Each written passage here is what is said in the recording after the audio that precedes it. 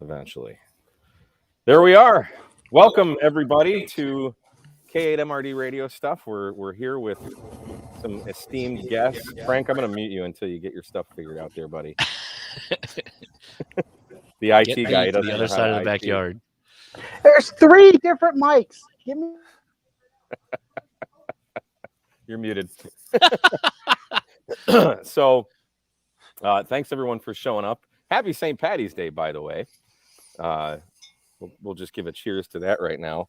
Yeah, I got to pour mine still. I was busy talking and not pouring. You're screwing up, buddy. So we have an esteemed guest with us. We have Mr. Jason W3AAX, the real Jason Johnston, not that ham radio 2.0 guy. The doppelganger. And, yeah, we have some of you may know Josh. He's got a small YouTube channel called Ham Radio Crash Course. Hello. And we have Frank from Tank Radio. Just let me know when you're set up there, buddy. And so Jason is the founder of Parks on the Air. So we all owe him a ginormous thank you, first of all. No, it's the team, man. I've got a over 120, almost 150 now people that help out with this, Wow. and they're all unpaid volunteers. Yeah, You really please thank those guys and ARRL from really thinking about how to organize all this really, and just for the national parks in the air. Well, thank you for founding it, but also thank you for keeping it going, because it's oftentimes the passion gets you started, but you got to have that intensity to keep it going, right? That desire to do it. Yeah, big time. So I guess, well, you mentioned the ARRL, and they had what is it, 2016 was the National Parks on the Air? Yeah, I'll give you kind of a brief history of it. It was funny because I got licensed right before that happened. I haven't been licensed as a ham for that long. It was the December of 2013 was the exact time. 2014 is really when I started getting active, and I didn't know you could get a license. I didn't know anything about transceivers until that time. My dad had a shortwave console radio when I was about 5. So it's about 1980, and I remember him, playing around. I could hear Japan on it, and I thought that was really cool. But that was like the extent of my exposure to ham radio, well, just radio in general, shortwave. And so I'm a musician on the side, and at first I thought, I should probably get licensed. Maybe I could do some broadcasting or something. I didn't know you couldn't broadcast music. So in 2014, I was thinking I'm going to, get into ham radio for music, but yeah, well, it didn't happen that way. I suppose it depends on how you define music. So I like a lot of progressive rock, like Genesis, Floyd, Rush, King Crimson, stuff like that. Now, you had mentioned in an email or in somehow when we were talking, you're into instruments of a certain type. Is that? But what are you doing there? I started collecting stringed plucked instruments. I started with guitar when I was younger. About 14 is when I got my first one and really got into it. And as I got older and was exposed to more countries and, ethnic music and indigenous stuff, I really got into South America. Has some really good, cool bandolins and guitar and chilinos. I mean, all these really intricate instruments, and got the bug to start collecting them. And I don't know why. It just kind of hit me that I need to learn how to play these, and maybe I'll teach my daughter someday if she ever gets the interest. But she's not into music, sadly, at all. She's an artist, so. Well, maybe she'll get into ham radio. I don't think that's going to happen either. The radio art. I've tried, but she's like she's a manga anime kind of lady, if you know what I mean. Hey, ham radio is huge in Japan. It is huge in Japan. Anime and everything is right up my alley. So. As a massive weeb, I think there's a ham radio anime actually. How old is your daughter? She's 14, so yeah, I gotta be careful. We'll hold off on that one. Oddly enough, the ham radio anime is a little bit towards the adult side of things. I can imagine. I'm really always liked the culture in general, and have been fond of. I've always wanted to go. I never had a chance. Have any of you got to go to Japan before? No, I really want to, particularly with obviously Tokyo Ham Fest, right? I think that's. got to be on my list at some point. Huge. It can be on the list. But I don't know if it's going to happen. I don't know. I mean, I think Whether or not you get there is another story. Circling back, sorry, to about the getting licensed and all that. So I started off, and all this is as this was happening in 2014. I was moving, and I bought this. Tried to buy this house, but the house under appraised, and we already sold our house, so we had to move to an apartment for a few months. And that's when I got licensed. So my first radio was a KX3, and my first antenna was the Alex loop of all things to start with. Yeah. So I started with QRP hardcore. I remember I was inside my apartment and it was night and it was on 20 meters, and with just 5 to 10 watts, I could talk to Ukraine on voice through the actual apartment window, and I could actually make a QSO that way. I thought that was the coolest thing ever. That's awesome. So got hooked, got into SOTA for 2015, and then AWL did their thing in 2016. And here we are with POTA still in 2023.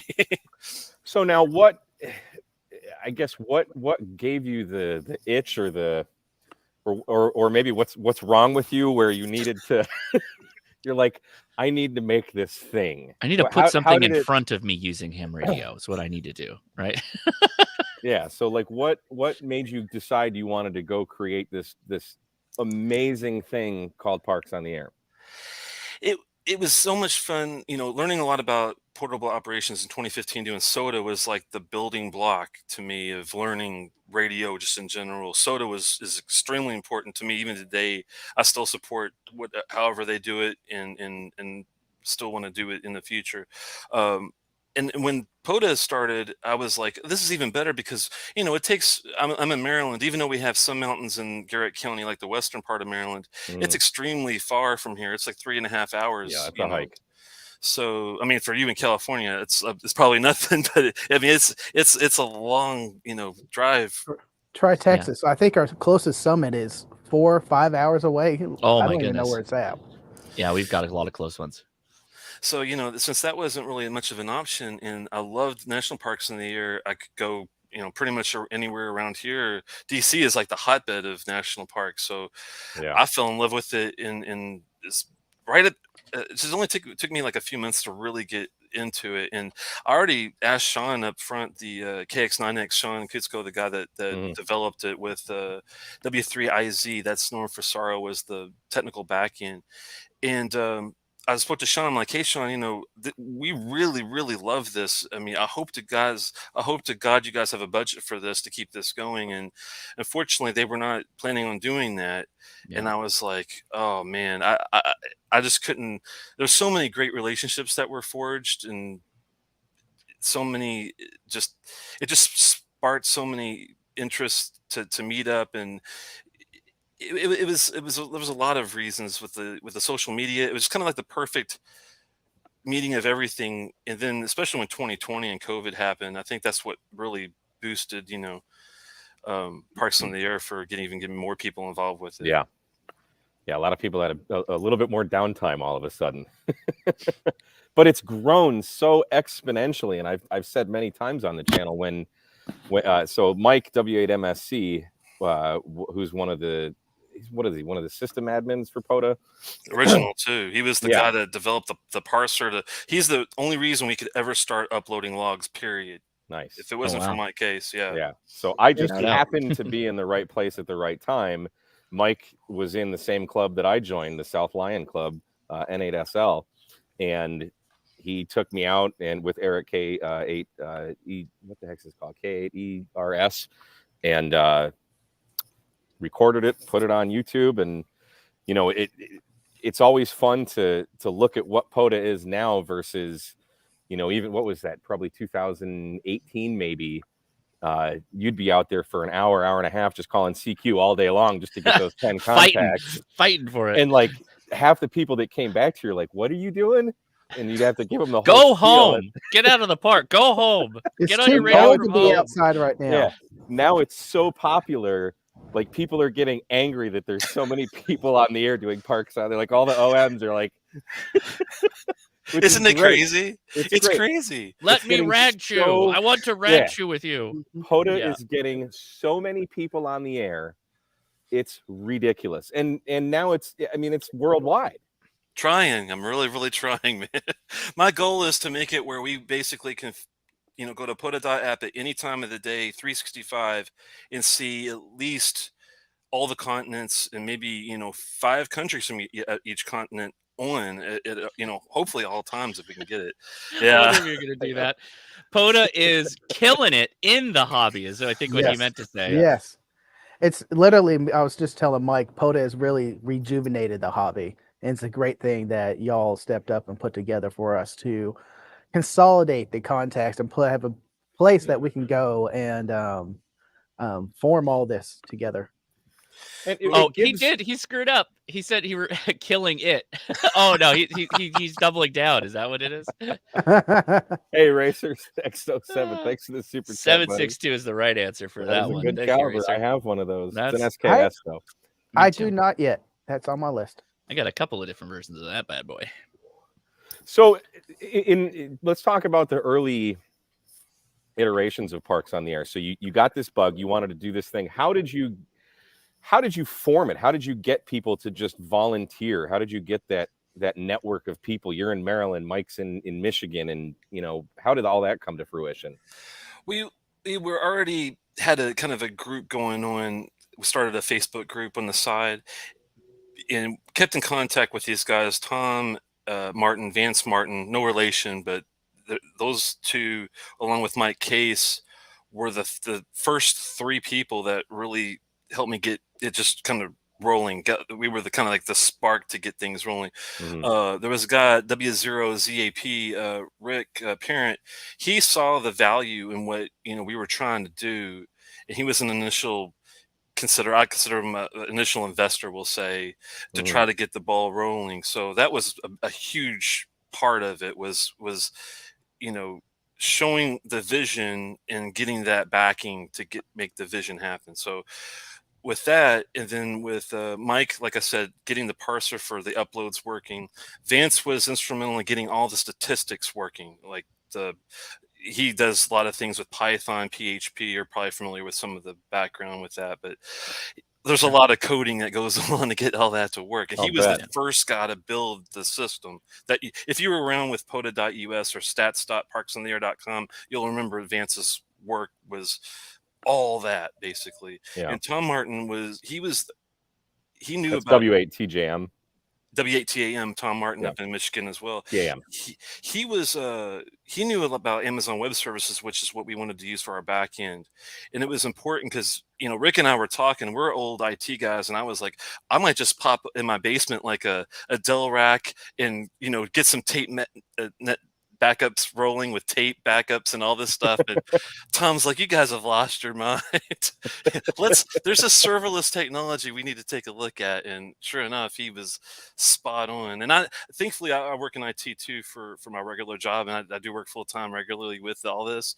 And I knew about AWS and I took some advanced courses in IT with it too. So I kind of knew some of the background of what we needed to do. And so that was the initial build. And then we got rolling. We got Colby WRFIB that wrote the POTA.app site that you guys see today, which is really taking the beautiful thing Vance had and really sculpting it into even more scalable, true worldwide, possibilities. And then Jeremy Turner, he's that's November 0 Alpha Whiskey. He's the guy that's I consider my enterprise architect. That's what I do for my job, but he does it for POTA. Is I don't want to do my regular job for POTA too. You got to have some time to actually POTA. Yeah, and ironically, I actually got out there today. Matter of fact, I was really happy. Oh, good, good for you. So that you got out the other day too. You were telling me. I try to get out once a week if I can. I'm blessed to be off every Friday, so every Friday I try to make it a POTA day if I can. Yeah. You a 410s guy? 410s, yeah. Oh wow. Okay, so you work 410s. You do POTA, all the support, the work that goes on behind POTA, and then on your free Friday you go out and do a POTA. That's dedication right there. Yeah. I respect to that.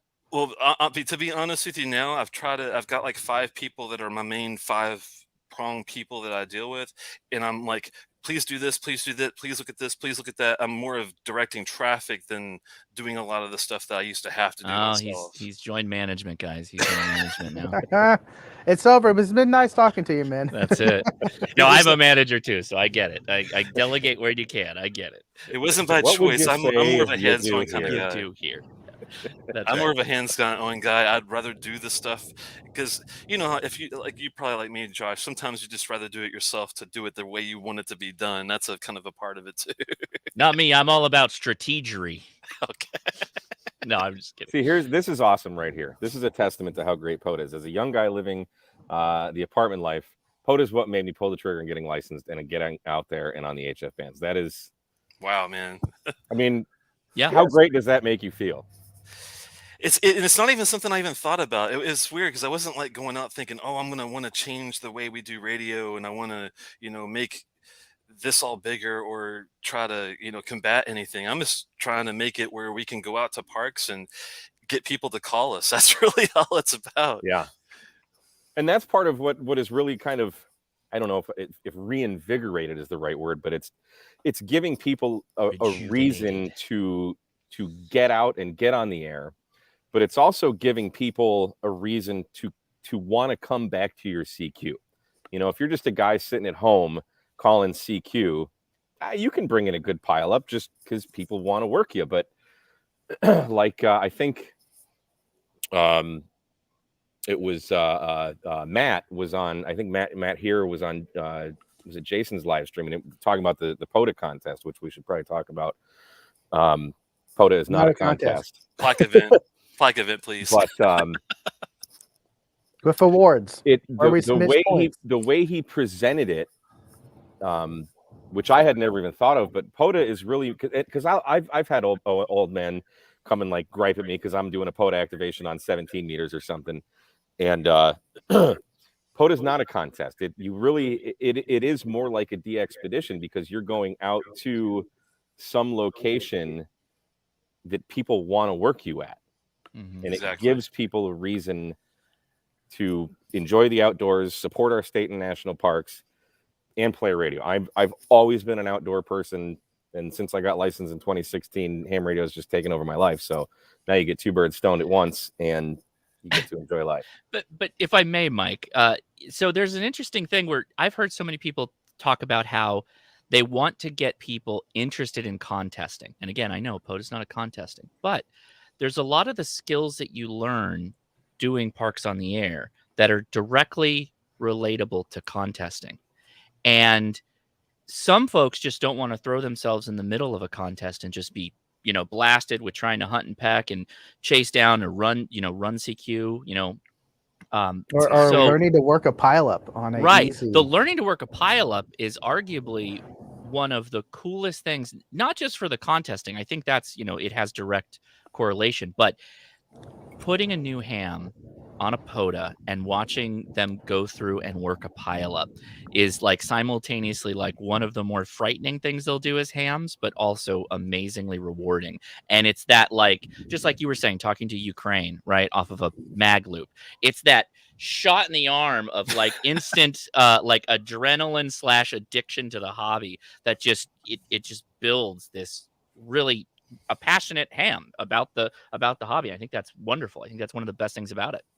Yep. One thing before I forget, I wanted to mention that when you guys talked about the ability to make it where you always have people that want to contact you, one thing that I was blessed, Jeff Don, he's one of my old time friends that's been working with me with POTA since the beginning.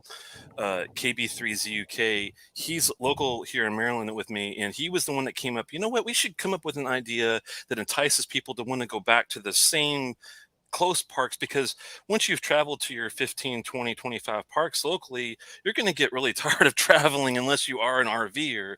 And I was like, yeah, you got a great point. He's like, he's a former chief of police. He's like, we should make it a repeat offender program. And I'm like, that's a good idea. It's kind of got negative connotations to it, but I like no, that it's idea. great.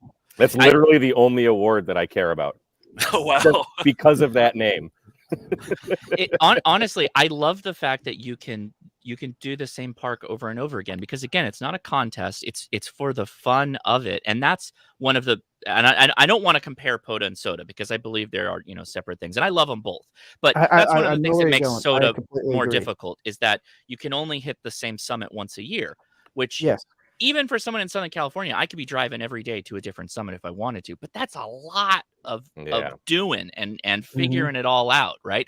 Versus going back to like, what if I just got really good and efficient at this park and just like really just drove contacts? Like that could be your thing, and that's your jam. That's awesome. It's not just getting efficient at that park, you're getting efficient in radio. So when you are ready to go to another park, you can go and set up, and you already know how to do it and what to expect. And the only thing you're adapting to is the newer environment, because that might persuade some people like where I'm going to set up. What if there are no tables? I know if I go to this park, there is 80 tables, and I can always find one by a tree. Right. So that just lowers the barrier of entry. Do you guys get bitten by topology issues? Have you ever been in California, had it like been bitten by the topographic mountain issue? Like I've been bitten in Pennsylvania of all places. For summits? Absolutely. Because just getting out my signal out because of the mountain areas. Kinda. I did oftentimes some of our best POTA locations are actually on the beach. So we do have a bit of a leg up in that sense. Those are really nice. I have few parks that I can actually work that are not a beach close to me. So yeah. Michigan and Texas topography maps don't have lines. You guys are lucky, man. It's an issue. It really is. I went to Roaring Run, Pennsylvania, which is it's kind of in I guess you consider it the Poconos, maybe. I forgot what that mountain group's called, or if it's Appalachia, but I was in a valley, and it was one of my first what I don't call them failures. I'd rather call them experiences, I guess. But they're called happy accidents. Yes. This was not really happy, but because I only got 4 QSOs that day. But man, it was a pain, because I was like really trying, and it just was being in that valley. It's a nightmare. Yeah, me and Matt AE4MQ were in Washington State. We stayed at Pacific Beach. We traveled a bit north, where there's some rainforests and some parks there, and we were in a valley, and we just had a ham stick on a Jeep. We're calling CQ and calling CQ, and it's not working. So we just ended up, there was like the largest sequoia in some really ginormous freaking tree is out there. So we went and found that, and I've never seen anything like that. Adventure. It was oh my gosh, it's beautiful. I've got to get out to California sometime. I've only been to San Francisco like once for. Well, this was Washington. Oh, up north. So I don't know what kind of tree it was, but it was. That would be a redwood. We'll go with that. It was, but that whole experience, just being out there, enjoying nature, and seeing that part of the country that I'd never seen before, and then going to see the biggest tree that you'll ever see. I mean, the California redwoods are probably bigger, but no, the sequoia, I think it's General Sherman is the largest tree, but yeah, I get where you're going. I mean, they're huge. It's like, I mean, you literally could hollow it out and build like a 100-story apartment complex in the middle of it. It's just, it's ginormous. And none of that would have happened if it weren't for POTA. So, oh wow, man. I appreciate it. That when you see those cars driving through those trees in California, that just freaks me out, because we don't have any trees that size out here at all. Yeah, not at all. It's totally different. Totally different. Visited those Wedwoods, man. That's a beautiful park. I would love to go back. That is, I mean, that's again this whole thing of like, not only going. Obviously, I mentioned like people starting out, getting into the hobby. It's a great way to hook them. And I know I keep saying like, it's an addiction. We'll get you. You know, the one hit, the first hit's free, that kind of thing. No, but the best part about it is actually it's in public. It's such a positive face on the hobby when you have people out actually using radios. It's doing something like go put an antenna in a tree or stand up a freestanding antenna. You get a ton of people that come up to you, and they come up. Some people will come up to you like, are you a terrorist? Right? I've had cops called on me, right? But it turns into always such a positive thing, right? It's always a positive thing. You can talk about all kinds of different aspects of the hobby. So it's actually not just the people that are like hams and they didn't know it that find out about it, and they're like, that's what got me to get my license, or that's what encouraged me to get my HF license. Now you're making ham radio a name again. Right, that are people that aren't really adjacent to ham radio at all, if you think about it, which is one of the best things we could do for the hobby, from my point of view. Talking about the cops, do not set up an aero antenna at the end of a active runway. Just from experience. I was Yeah. gonna say, I'm sure you guys have had your run-ins. Like I remember going to my first time to it's called Catoctin Mountain Park here in Maryland. You guys know it as Camp David. Let's just say that I was, this is National Parks in the Year. It was 2016. And I'm like excited, and I get there and I'm ready to go. And oh, sir, you can't do that here because the president, was nearby at the time. And I understood, so I was like, I can't complain. I should have remembered how close it was to Camp David and called ahead. Have you guys run into that kind of stuff at all? I had a little bit. Go I ahead. had an MFJ octopus antenna, right? One with all the ham sticks coming off of it, like Oh, I four haven't seen that pairs of yet. ham sticks. And Is I that a had new that. one? Oh, it's an old one. I had Oh, it okay. elevated like way up high, and yeah, they called the cops, and they're like, "He's out there with the weirdest looking antenna I've ever seen." And the cop like got 15 feet away from me, and he's like, "What are you doing?" I'm like, "Oh, I'm out here practicing emergency communication." And literally, the dude could not have turned. He did not slow down at all, and just about face and got the hell out of there. He's like, "I don't want to get infected by this nerd. I got to get out of here as fast as possible." It was quite funny. The guy was very nice, but it was literally just an about face at the same velocity. It was out. It was hilarious. Talking about just kind of being good stewards. If you're operating in a national park, especially a well-known one, ask the park rangers how to set up. Some of them have rules that you can't put them in trees, you can't tie down anywhere, you can't pierce the ground with anything. Just play along those rules. Find out what those rules are prior. And to be honest, maybe a suggestion for the site is maybe have like notes we can go and add. And we can say, hey, this site doesn't allow this or that, Oh, so we can go beforehand.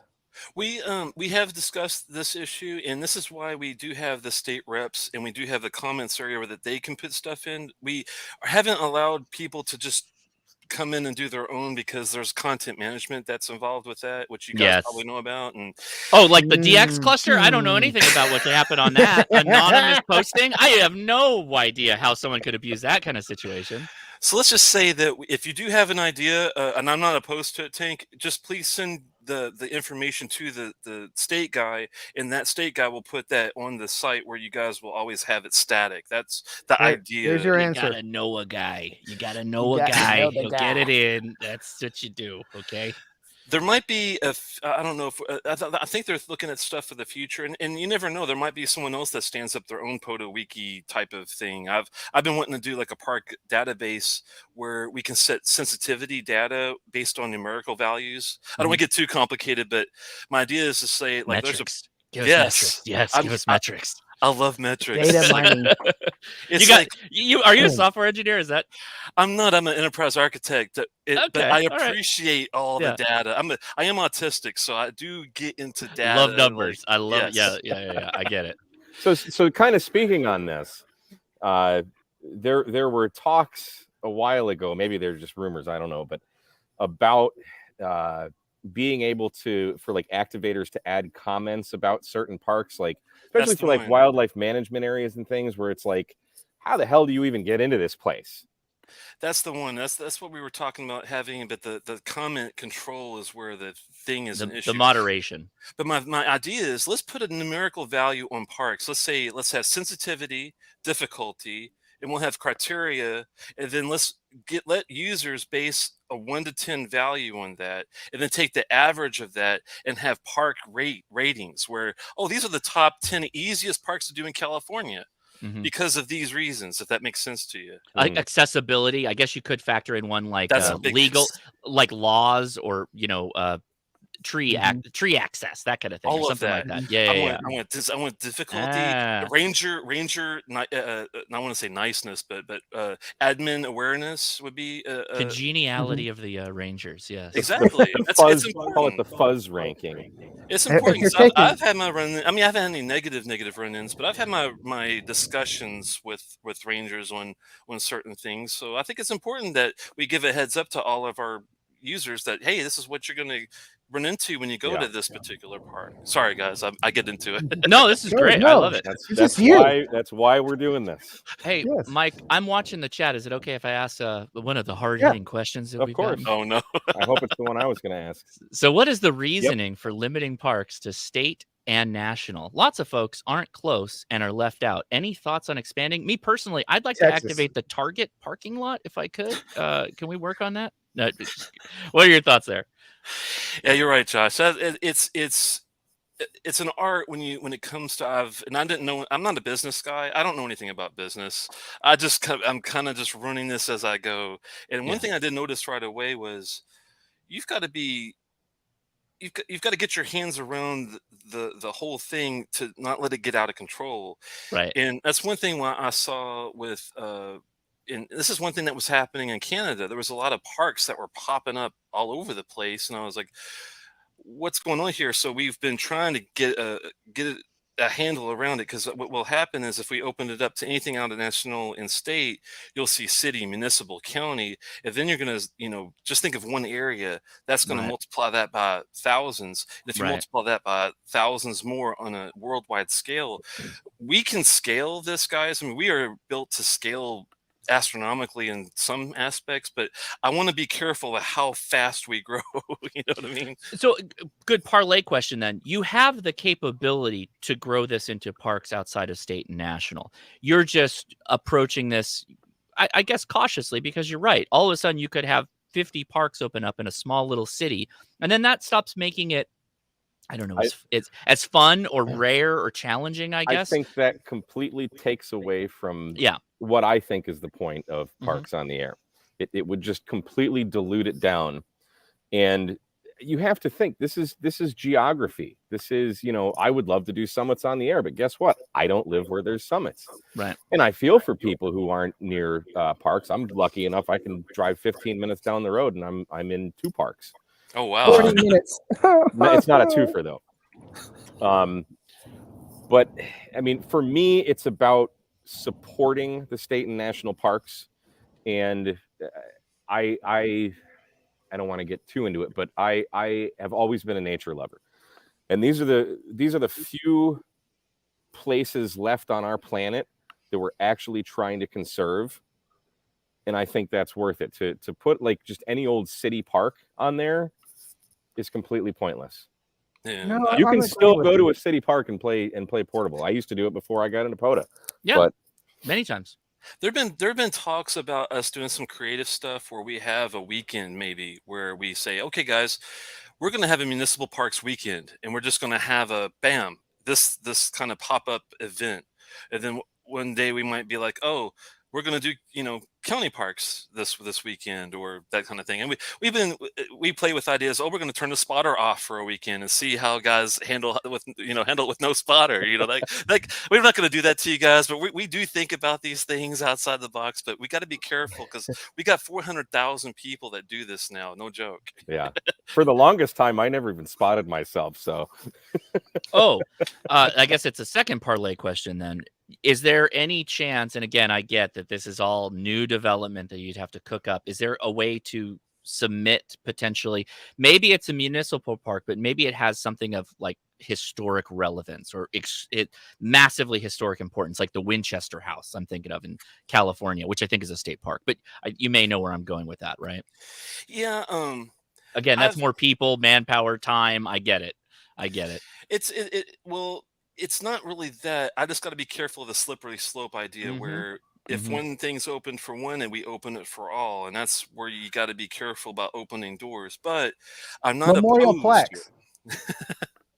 They're everywhere. Memorial plaques. There's options, and I'm the type of person, guys, that I'm the type of guy that thinks more options are better for people. Right. I'm more of a yes guy than a no guy, but I am learning to say no. You know what I mean? you have But it is there's ways to do what you're saying, but we do have to be particular about rules, and that's why it's tough, because I wanted our rules to be really simple and to the point, and concise. And to go back to Mike, what you were saying, I think it's important too. Teddy Roosevelt is one of my favorite presidents, and John Muir was, instrumental in being from. And those guys are my heroes. If I think back, and I want to get back to that, where you know, just and it's kind of like, you know, focusing kind of on our country, but I'm hoping that we get back to that appreciation and focusing on where we can agree on stuff as a country. That's what it's all about too, you know. So I like this idea. You can only activate a historic plaque if you load the plaque up.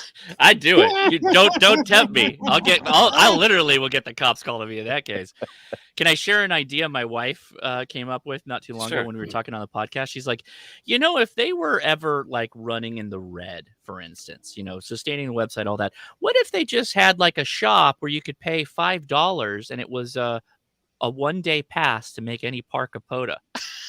oh wow, I like these kind of ideas sometimes because it gets you thinking outside the box. But you could only do it like once a year or something like that. You'd have to set the limit, right? Well, Because otherwise I'd buy, give me a 12er. I'll take a 12-pack of Parks. Let's go. That goes along with, you mentioned, Jason, like a pop-up POTA weekender. I think that's a fantastic idea. Maybe that is kind of a solution to some of the guys who can't get out to a POTA, you know, even an hour away. You know, some guys are, if you're out, gosh, in like Wyoming or Montana, where it's just, you know. You'd be surprised at Wyoming, man. Go open up Wyoming and look at the parks.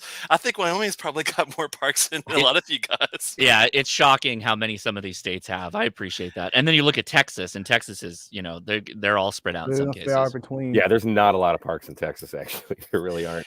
And that's why it's hard for me to explain it to people, because they're like, why do you have so many in New York and not so many in Alabama? I'm like, well, I can't convince your administrators to spend money on parks like they do in other states. Do you mean POTA is not lobbying individual state governments to turn different areas into state parks? You mean you don't have that power and reach? Come on. It would be nice, though, wouldn't it? Maybe someday, you never know. I mean, I haven't had any negative interactions. Every time I've ever approached, like I did approach our Maryland superintendent, because there was a park in the mountain that was one of these wishy-washy ones where the state has access to it, but to get to it, you had to go through like a junkyard to get to it, kind of thing. It's one of those. Oh, nice. Yeah, it's crazy. So I'm like, you know, Miss, I forgot her last, I think it's Satina. Is there any way we could work together to make this happen? And she was really good about going back and forth and telling me when we could, you know, turn it on. And so thankfully we haven't had any of this, and even at a state park level, have had always good interactions with the admins. Well, think about, I mean, this is kind of hyperbole right now, but the as big as POTA is getting, it's definitely funneling money into the state and national parks. Before POTA, I never paid for a Michigan State Park, or I moved to Texas. Like now it's like, I got to have a year pass. Like you can buy a day pass, but it's like, you have to, the amount of times you go into a park, right? You know, Michigan, it was $11 for a year pass. Texas, it's $70, but still it's totally worth it. And the cool thing is, like, Indian County ones benefit from us because I have, you know, how we have the trails all over, right? Well, there's 2 trails that go into the Chesapeake Bay, the National Historic Trails of Captain John Smith and the Star Spangled Banner. So that's where I usually go as a county park, where I just get 100 feet from the bay and I can work there because it's public property. So you got to take advantage of your county park passes, because, you know, I go there all the time and it saves me a heck of a lot of money. Yeah, we've never had county parks like that, but that's interesting how different states work. Don't you have a Katy Trail, or isn't there like a trail that goes through your state? Oh, yeah, I see what you're talking about. Like that, that's like our PCT. Yeah. So they're few and far between here in Texas. This just gives me more reason to go backpack the PCT. I could be POTAing every day, right? Is that now? If we could get the Lone Star Trail as a POTA activation, that goes through Sam Houston National Forest, which would make that a twofer. Is it a state trail? You got to find out if it's a state. Yes, it is. How about the Whiskey Trail in Austin? If it's a state sanctioned run trail, then I wouldn't see why they wouldn't add it. But talk to the Texas guy. I honestly, I can't memorize all these guys that run the states now. Because talk to Texas. Just call up Texas. Please ask them, because say, hey, I was just curious of why the Lone Star trail wasn't part of the system.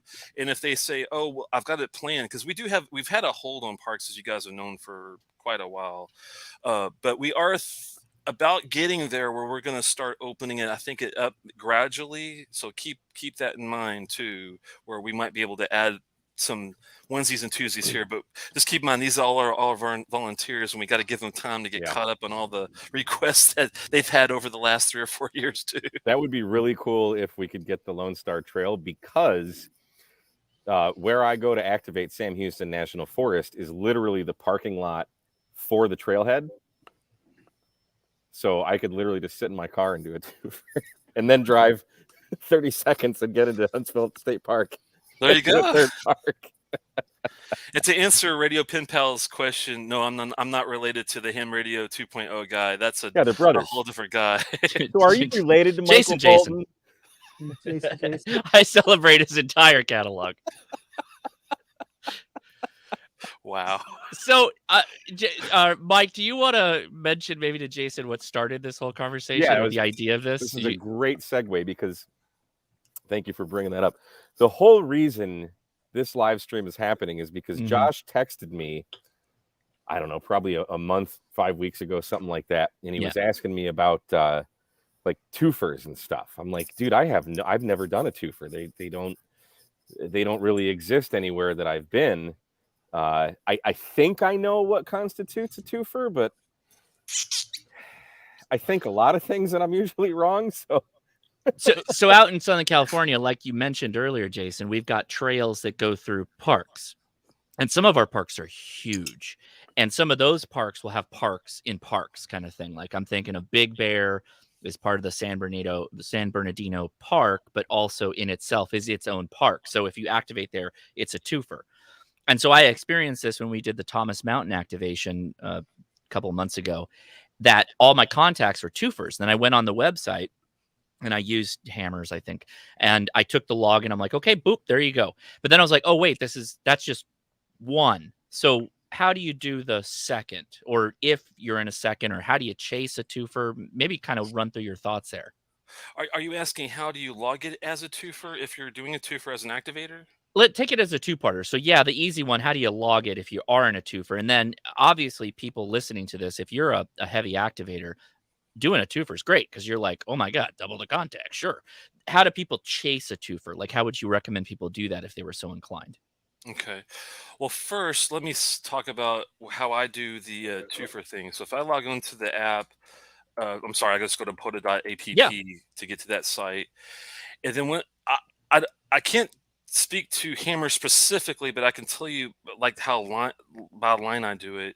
I'll just go to the my log or tell people your process. That's fine. If you want to tell people what your logging process is and then how you get it all uploaded, that'd be great, I think, too. I just go to POTA.app. I click on the hamburger, top left icon to get to the list. I'll go down. You can share your screen.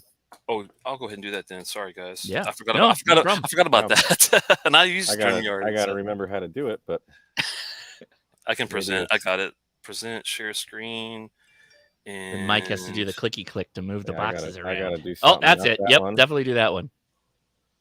Not that one. This is the one we want right here. So, do you guys see my screen? There we are. Yes, I do. And then Mike's. It's up. Yep. Yeah. I'll go from the beginning here. Let's say I wasn't here yet. I would just go to POTA.app. And I would go to the little hamburger here and go down to my log uploads. And this is where, if you guys didn't know already, you can see where have you been, what you've done. It has a nice little list of all your logs as a activator here. And if you wanted to, you could click on this where it says prefer to log on paper. And I do paper in the field just because I've been burned by tech in the past where, computers, I love them and I depend on them, but you know how it is, guys. They don't always last. And if you ever lose a log, you'll never make that mistake again. Yeah. So I just come in here, and once I have my paper, I just go in here and type in the park I've been to. Like here's K4567. I did that today. I was not in DC, so I'll switch that to Maryland. This park hits all these states, as you can see. and we'll say it was a different date. I'll say it was last, the 10th or whatever. I was on 10 meters, so I can just say 10. Mm-hmm. And if you want, if you're like somewhere way up here, you can just hit 1, and it'll take you to the closest one. Whatever. CW versus if SSB, I'll just S. It'll take me down to the SSB. This is the time, so I'll just do 17, and we'll do 15, whatever. And let's say I had K8MRD, and states recommended. I might ask them to take this out. I never use it. I think it's only because it helps you separate if someone's in a park state versus a different state. It just helps it get sorted out. And there he is. Hey, look at that! Look at that! I know that guy.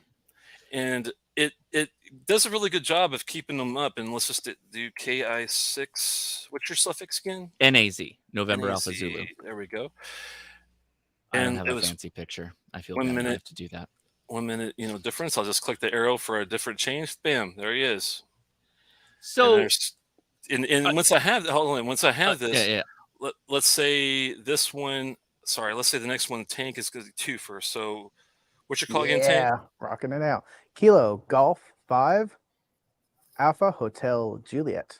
Juliet. All right, and this is where the park to park makes a difference. So he was at a Twofer, and I'm at a Twofer. So I'm going to say, hey, this Whiskey 3 Alpha Alpha X-ray. I'm at Kilo 4567 and Kilo 4581. You're a 5'9". QSL.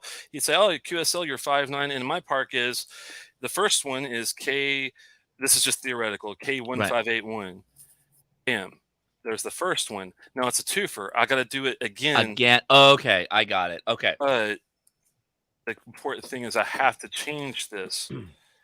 And it'll be one, something else. So it's literally, you have to log 2 contacts is really what you're getting to, I think, here. And if it's a Pfeiffer, I would log 5 contacts. Ooh, buddy, that's a dream. But if you do this electronically, so if you export out of Hammers, wouldn't you just need to change the you got it, yeah, the title or how you name it?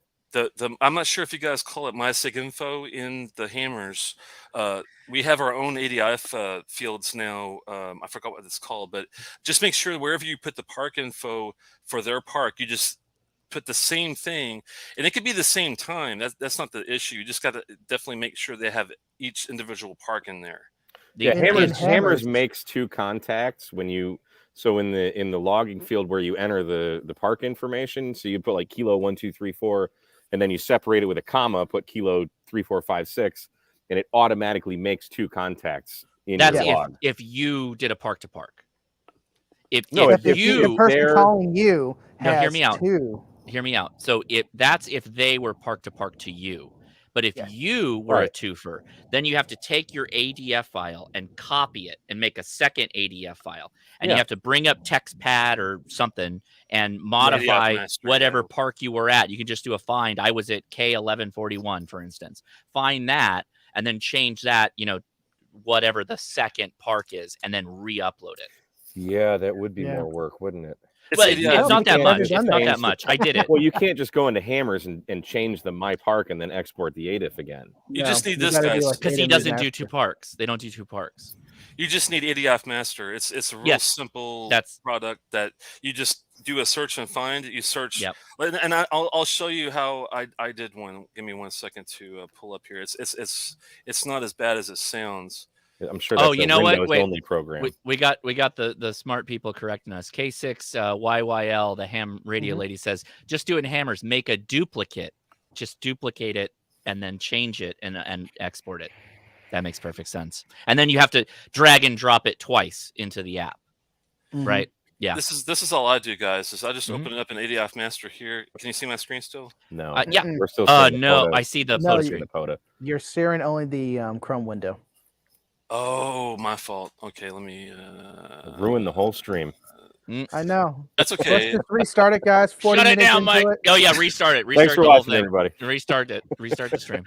Anyway, all you got to do is open up the file. You highlight all the K4581s. You do find and replace, and you say K4567, so it'll change all of those to 1. Save it, and then send it in as a separate file. If you are at the same park for 40 days, you can only have you only need 1 file, but you do need a file per park that you're doing. That is important to know. So if you had a fifer, Right. you're going to have 5 files. So keep that in mind. Yeah. So now, what constitutes a twofer or a threefer? I've heard some people saying that there's park within parks, and some that it's got to be a trail in a park or converging trails. What? Yeah, maybe you can show us the map while you do that. The SOTA map. This is all Mike Case's fault. WAMSC. Damn yous. It's funny because I was adamant about not doing twofers and threefers for this very reason. Let me see if I can get this to pop up. I'm thinking of the programming term when you flip things like this. Maybe Tank can tell me what it is, but yeah, it's the reverse of.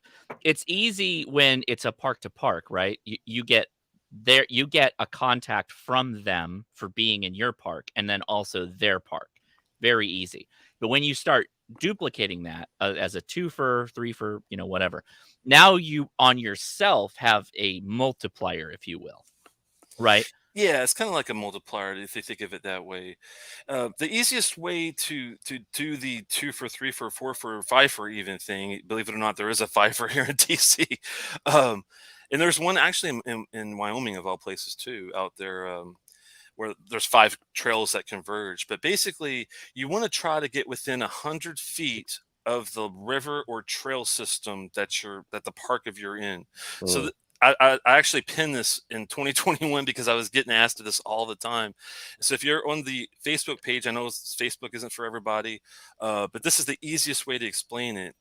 Is that, we'll say you're in Johnston State Forest, and that state forest is within a national forest that's completely surrounded, not touching. It has to completely surround it. Then it would count. If it's, if you're in the state forest and national forest and in 100 feet of the national scenic and wild river, then you have a threefer. Then you have 3 different logs. And the 100 feet only counts for trails? Yeah, the 100 feet thing only counts for trails and rivers. That's it. Okay. I feel I remember Vance saying that you wouldn't have a state park inside a national park. And this apparently is. Well, maybe not, but you do have state forests and national forests all the time. The forest is what gets you. It's the trees that get you all the time. Yeah. Yeah, we have that. That's exactly what we have. Is you have a state park, which is huge, and then you have, or a national park, and then you have a state park, or you have the trail, right? Yeah. That's how you do it, is try to find that trail system that goes through California. And I know there's like a California Scenic Trail is a good one. And try to find out where that goes through any park system. I'm sure there might even be a couple that are right there. And then that could be your threefer. Just do your homework. What I usually do is just Google, the name of the park and then literally border map. And if I do that, 98% of the time, I will legitimately get, even at a state park level, the park with a border map that I can just open up and look at and see, oh, is this is legitimate official boundaries? Right. Is the parking lot part of the official boundaries? Oh, the big P isn't within it. Yes. Or, the big P looks way outside. Then if that's the case, you're not quite sure, call the park. Say, hey, I see that the big P is way outside your official boundaries. Is that really part of the park or not? And they'll tell you yes or no. And if they say yes, it's part of, for POTA. If they say no, sorry, it doesn't count. So keep that in mind.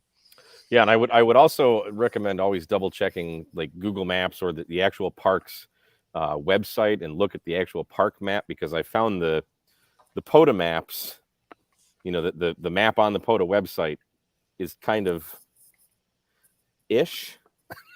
We're working on that. We can only have one reference point per park, and that's what makes it really tough. I used to be able to draw the KML polygon drawings back in Google Fusion tables when we first started, believe it or not, but they killed Google Fusion tables. So they killed my dream of having all the parks drawn out in pretty red colors and all that. So never mind. Even sometimes I've looked up the identifier in YouTube, and there's been people that have made a video about activating that park.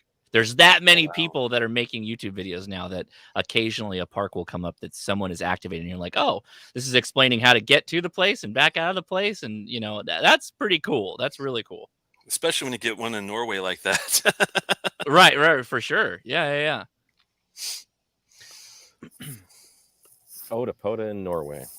Yeah, I've seen this LB5DI, I think's his call. He does a lot of videos now. All of a Yeah, sudden, too, I've yeah. noticed. Yeah. Who was that? Morton? Yeah, Yeah. just popped up out of the middle of nowhere, and I'm like, wow, there's guys all over the place. But I'm glad. I'm hoping that it keeps rolling, and hopefully we'll see nonstop action all the time, where it just makes the radio, you know, more fun in general. And that's one thing I wanted to talk about. That's another thing that I've always been as a gamer. I was big into the Atari 2600 and the Odyssey and all that Yeah. back in the day. So I've always been big into Rock gaming, on. and that's one thing I wanted to make this as also not just a program, but a game, not really a contest. I don't want people fighting with each other about, oh, you're better than that, or you're not as good as me and all that crap. I want it to be like, look what I've actually accomplished in the short period of time I've been doing this. And the other guy can say, like, oh yeah, man, you've done a great job. Look, I've done this over here too. And share your accomplishments. It's not supposed to be a battle. The And fact you that there did- are achievements, it speaks to you being a gamer. Yeah. I And those think that's, achievements we know where done that well. came from. Yes. Your achievements are done well, where it's just like, look, and it's encouraging people to go out. How many people are trying to activate all 50 states here in the States? James is working hard. James has been since Vance had to take a leave of absence, since he's got a growing family and a very young family. James, you might know him as N6NRD, also VE3JLN. I hope I don't butcher on his call, but he's been taking up the slack on trying to get these awards done with me, and we've got a lot of good ideas coming. It's just a matter of time, and endorsements is a big one. I want people to be able to say, "Oh, I worked all this on FT8. I worked all this on FT4. I did this all CW," and actually have a stamp on the award that you get when you print it out. Cool. I mean, the website does a good job with that. I used that recently when I pulled up a park, and I was like, oh, the top activator, they just do single sideband and digital. I'm like, oh, okay, cool. I'll be fine then, because I had a coastal hill, pointing east, that I was worried that I wasn't going to get my signal over it. And I was like, oh, if he's doing it, I'm going to be fine. So it was good. There you go, man. And it's really supposed to be more of a game, because that's one thing I did like about Soda was I wasn't really big a fan of the points thing, and that's why I didn't want to get into the whole point system and all that. Yeah. But I did like the fact that they had achievements of even though there might be smaller awards, they had really good awards, and I was like, that's a good idea. So completely Let me interrupt acceptable real quick. replacement for points. Sorry, go ahead. Don with the $20 super chat. Thanks, buddy. I'm not too far from you, probably. Thanks, and say hi to Satan. I will definitely do that when I get home. Thank you. And Satan says thank you. Satan says, He'll probably just bite you, but they're love bite. Thank you, Don. Satan is my cat, for those who don't know. Can I jump in with another question, Mike? Sure. Yeah. So, Yeah. Jason, what is your favorite POTA setup, hardware-wise? What's your gear that you drag out?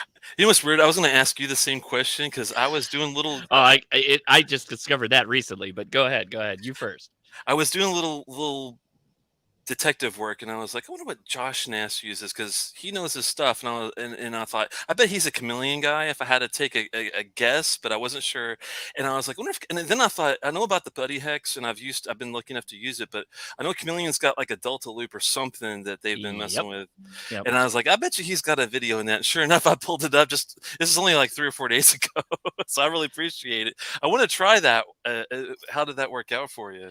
So, actually, I just dropped a video today. Oh. I did a POTA using Jerry KG6HQD's Go box, who he's passed away, but I was lucky enough to get his Go box. I have a rollover mast stand and a 25-foot mast that I put the Delta loop on, and I killed it on 10 meters. It was amazing. That is going to be the staple from here on out, because it's only going to get better. It's even better in 10 on 14. So, or 20 meters. If you don't mind, please send me like the little laundry list of what I need to do to get set up, and I'll tell you what I've done. Efficiency wise, I like quick. And so I usually do like to do rows with Carrie. You've probably seen me and Carrie and Ray do a few rows here and there on the East Coast. And I after playing around with verticals and infeds and dipoles and doublets and all that, I really like just the basic little Tar Heel 2 screwdriver antenna. It's I want to upgrade it to a Scorpion someday if I can ever afford one. Nice. But or a Haiku. I know Haikus and Scorpions are really good too. And Tar Heels have always been good for me. But I use that. But I usually just use the MFG 1979 whip, the 102-inch whip for 20 and 40. Is that the 17-foot 80. telescopic one? Yeah. Yeah. Wonderful. I use that for just 20 by itself. But if I need, what's great about my setup is I can do 160 mobile, believe it or not, with that whip with the little Tar Heel 2 combined. If I do the right coils with the manual, I can actually get out and work 160. I jam a couple Wow. pennies in it, and I'm doing 160. We're good to go. We're there, bud. I gotta perfect the deal, and I will be doing a 160 activation here soon to try to prove it. But 80, It'll be a you can lonely do it all activation, day. buddy. You might be surprised. I would So thought that lonely. too. But on 80, man, I was popping at night. It's all about the nighttime on That's the true. East Coast. That's true. Yeah. Because I want Oh, you're on the East Coast. Yeah, DX night is 80, 160. Oh, you got all It's weird. the UK top banders, right? There Do you they go, come yeah. out? Yeah. Yeah. Okay, that makes total sense then. Yeah, that makes Let me sense. interrupt. Ken AC0TG, thank you for the 556 super chat. Perfect caliber. Loving the technicians on the spectrum. We can call it that? Sure. Tots. I like that. When are you gonna run 40-meter Envis so I can work you? 40 meters is the worst band I have for noise at my house. Oh no, why? Just all kinds of RFI. It's terrible.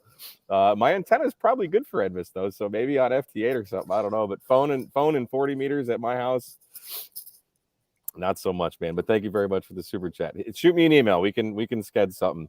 We can try.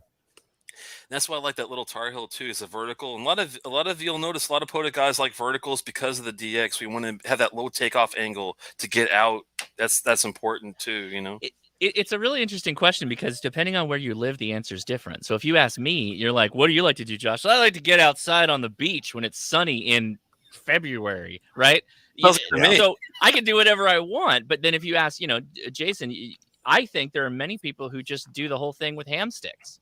I know that N5 SKT already gave a super chat, right? And he does his whole activations with ham sticks. And you know what? And he rocks it. And that's good. That's awesome because our country's so damn big. You gotta have the ability to kind of change up your ideas a little bit. But yeah, no, it's That's one thing I saw. Ray KC3RW. He recently got a bunch of hand sticks and drilled them into the top of his SUV, and I was like, I gotta do that because I've got the the Larson UHF VHF on top. That's the mag mount, and I've got the little Tar Heel 2 on the back, which is nice. But I love having those ham sticks available where I can just pop one fast, and if the conditions are great, which they are nowadays, you don't need a whole lot to get out. I'm all about pushing that button on the Yaesu and making the ATOS go up or down. But I love the Tar Heel. I have the little Tar Heel too as well. All right, so changing gears. The last thing I want to touch on, we're already over the hour, but probably the most confusing thing now for a lot of people that changed sometime late last year, I feel, was late shift. Oh, yeah.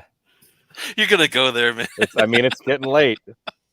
It's confused cool. the hell out of me, and I was doing an activation, and a couple of guys were like, "Hey, thanks for the late shift." I'm like, "Well, it's not a late shift anymore, so we don't need to do a huge deep dive on this." But how the hell do we find out when we're doing a late shift?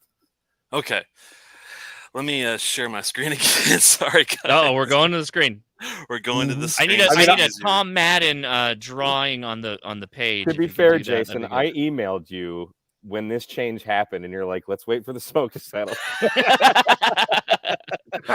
Yeah, you weren't the only one.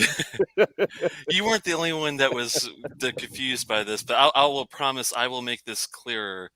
I think I will try. Okay, so just to kind of preface this with some background information. As you know, we did start out as a U.S.-centric program because we were piggybacking off the national parks in the air. And the first thing we added was just the state parks and the national wildlife refuges and some of those additional things. So we didn't burst out of the gate right off the bat. So when we initially did the late shift, as we used to know it, it was basically just a flat 0000 to 12:00 shift was the late shift, and that was for everybody. Well, as you guys hopefully know, we don't have that really for everybody. It's noon in Hawaii and it's a late shift. Right. What's your favorite park, Mike? 3019. 3019. So Huntsville State Park, right? Yep. We've never seen any videos there, Mike. You should get on that. Ever. Never. So to make this, I might, if I have to find the mathematical equation that does this, it might take me a while. So I'm not going to show you guys all the crazy math that goes behind this. We don't do maths on live streams. Don't worry. Yeah, please. So what we had to do is Vance, bless his soul, found this crazy calculation that would actually calculate the value of a good late shift and early shift for every park in POTA, with the exception of trails because of the way they are everywhere in different states and they're not fixed as much. So if you ever go to a trail, you might not see this information, but if you go to your favorite POTA page and go to your favorite park page, you will see your early shift times and your late shift times calculated here for you. Oh, okay. So now for it's example, 0 UTC because we're back into daylight savings time. Any contact that you make from this park, Mike, from 0 to 8 UTC will be considered late shift. Any QSO that you make as an activator from this park between 8 UTC and 14 UTC will be early shift. So that's literally how nothing has changed for me then. It's very well could be that. Now to not overcomplicate things, I do realize that a lot of guys were using this award as I consider it like a double dip. Like you're getting one day's UTC contacts and then you're going to try to get the new UTC days contacts. And a lot of guys were using this as that award. So we do have what's called a double dip award in the back that we've been working on for a while, but there's some logistical coding that has to be done for this to work, but that's the future. So that brings up something, because I have done an activation that bled over into the new Zulu day, and then I went back to the park the next day, and some of the guys who had worked me in the late shift, they were marked as dupes when I uploaded my log because I had worked them at 0-1 the same day, Zulu, whatever, because it was the same day. It used to not be that way. No, it should have always been that way. Every time that day changed over, that one day set of contacts is separate than the other days. That UTC is the ruler in all ham radio programs. We have to use that as our divider. So if somebody works me and I'm doing a late shift, and then I go back, because for me it's 7 o'clock at night when at 0 Zulu. So if I work someone at like 7:30 at night here, so 0:30 hours, whatever the hell that is, I go back the next evening at like 5 in the afternoon, let's say. That same guy works me again. That would be a dupe. After anything that's before the 00 is a day, and that's going to count as a day. Anything after that 0000 is a separate day, no matter who it is, where you are, anybody. It's all like that, because we have to have that as our international dividing line. It's got to be 0000. I know it sucks for us because maybe I was mistaken, because I thought that like a late shift was kind of its own activation, and then you can go out the next day or the next morning and work them all again. So that could just be me being wrong. And there's just near me, and I'm scared. Can I ask a layperson question? So night shift or late shift is really just an identifier. It doesn't change anything really. It's just the time that you're there more than anything. And it sounds like there may be some back end cooking that's going on for development or whatnot that goes along with that. It used to be set to the day change, and now it's set to what your really true late shift feel is. So now that when you do a late shift in California, it shouldn't be based off of 00 to 12 Zulu. It just doesn't make any sense for you. Right. It should be based off, if you go to that park, what's your favorite park, for example? Just do the last one, 1141. 1141. So Crystal Cove? Yeah. Crystal Cove State Park is going to be, the early shift is 10 to 16 UTC. The late shift is 2 to 10 UTC. So hopefully that makes sense for a Californian that the late shift is 2 to 10 UTC. Yeah. Okay. Yeah. So oddly enough, every time I have to go to the beach, I got to pay like $15 to do a POTA. So that's part of the problem. I don't have a favorite park. The closest park to me is actually a parking lot for a farmhouse or Watts Towers. And if anybody knows their history, Watts Towers is the other park that's like the closest to me right now. Otherwise, I got to drive 45 minutes to Chino Hills, which Chino Hills has kind of been our spot. So now what would be a way, because there's a lot of hunters that are looking for the late shifts. What do they just need to, they're looking at the POTA spots page. They just have to click on the thing and see where the heck you are and just kind of know what time zone you're in and all that kind of stuff. Let me share real fast. Basically, all you would need to do is, let me go to the, did I do the right thing? Let me, there we go. Let's go to the spotter and see if anybody's on. Well, look at that. There's a lot of people. Let's work them right now. We'll work them live. Let's do it. Well, look, I wish I had, there's Tom, speak of the devil. He's up in doing FT4 in Michigan. Oh, imagine that. But let's say I wanted to make sure that I contacted this guy, HI0LT in Dominican Republic. Let's say I'm working on my late shift award, and I want to make sure that this park, I want to only contact it with late shift credentials. So I'm going to click on it. Bam, I'm right here. On this one in particular, see, based on location, specific times are coming soon, because it's one of these parks that's in an area that's tough to calculate. So you might run into that. Let me try a different one, because that's a special submarine national park too. That was probably a poor example. Let me see if I can find one. That one's also coming soon. Let's see if we can find one that's not coming soon. The trails, of course, are coming soon, because that is based off of multiple locations. Here we go. Throw a little curveball at you there. Yeah, it's because of all the, it's the multi-state or multi-location parks we're still working on, because it's impossible almost to mathematically calculate what's late shift for everybody. But here's a good example. So it's by park, not necessarily geography or time zone. It's always by park now. I mean, it's by geography, yes. But if you want to be sure that you're contacting this park in the right time, click on it first. Like here's one in New Zealand, right? CL0302. This guy is on right now.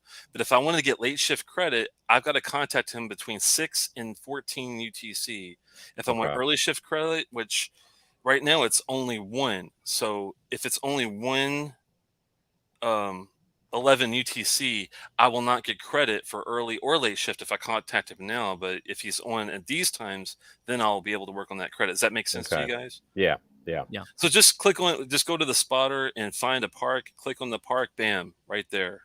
I've got my times. Anytime you want. Sorry about that. Nope, that's great. That's perfect. Makes a lot more sense to me now. Because I was looking at that map and it was like, I mean, you got to get out your abacus, and it was like, it's based off of like I had my sextant and out. then you gotta subtract this, and I was like, what the hell is going on? So don't look at the math, just look at the page. Math. I had to throw the runes out. I'm reading runes all of a sudden. I had to call my wife about sun signs, and you've got to join the Druid Alliance to get access. I had my dowsing rods out to figure out where the park lines were. I totally understand why you did it, and I'm surprised it took that long, because I'm like I said earlier, it's noon in Hawaii, and it's because the late shift. It was like 2:00 in the afternoon in California or something. Like these guys are already doing late shifts, so it took us it totally makes sense. It took us so long because it's such a complicated problem to solve when you have an international program where you're trying to be like, okay, what's early and you base it around UTC, Well, it makes sense because everything you have to modify it. Oh, make it local time. Just do the math. Give us local time, because I can't figure out UTC. Nobody in Europe is going to know what time it is in Texas.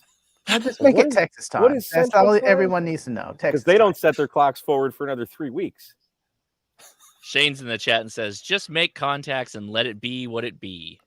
That's probably the right answer. Sometimes I wish here is a good question. How does it work with time change? Zulu time doesn't change with daylight savings time, does it? They had to go. The devs recently, with the time change, I remember them saying they did have to go in and make some sort of adjustment, but I'm pretty sure that already has taken place. If you do have any problems with the park, please write to help@parksontheair.com and we can take a look at it. But I think we're all good on those. And maybe that's why some of them are still saying please wait on some of these. Let me check this one. Yeah, like this one in Japan, it might be because of some sort of UTC, our daylight savings time. I can't wait till we get rid of that, by the way, guys. Please, collectively, can we all agree in the chat? Give me a thumbs up or a 1 to get rid of daylight savings. Can I do this? No. Thumbs up and a 1 too. Like that. It needs to be the time that it is in summer, all year round. Right. Just follow the sunset the whole way. The time it is now. How we sprung forward. Yeah, so it's not like 4 o'clock and an hour. it gets dark. Yeah, it's still light out here. Well, it's dark here, but we're 2 hours behind you. But just Makes make sense. everything Makes one sense. time zone. One time zone. right, but it needs to stay light later. Who cares if the sun is up at 7 in the morning? You're driving to work.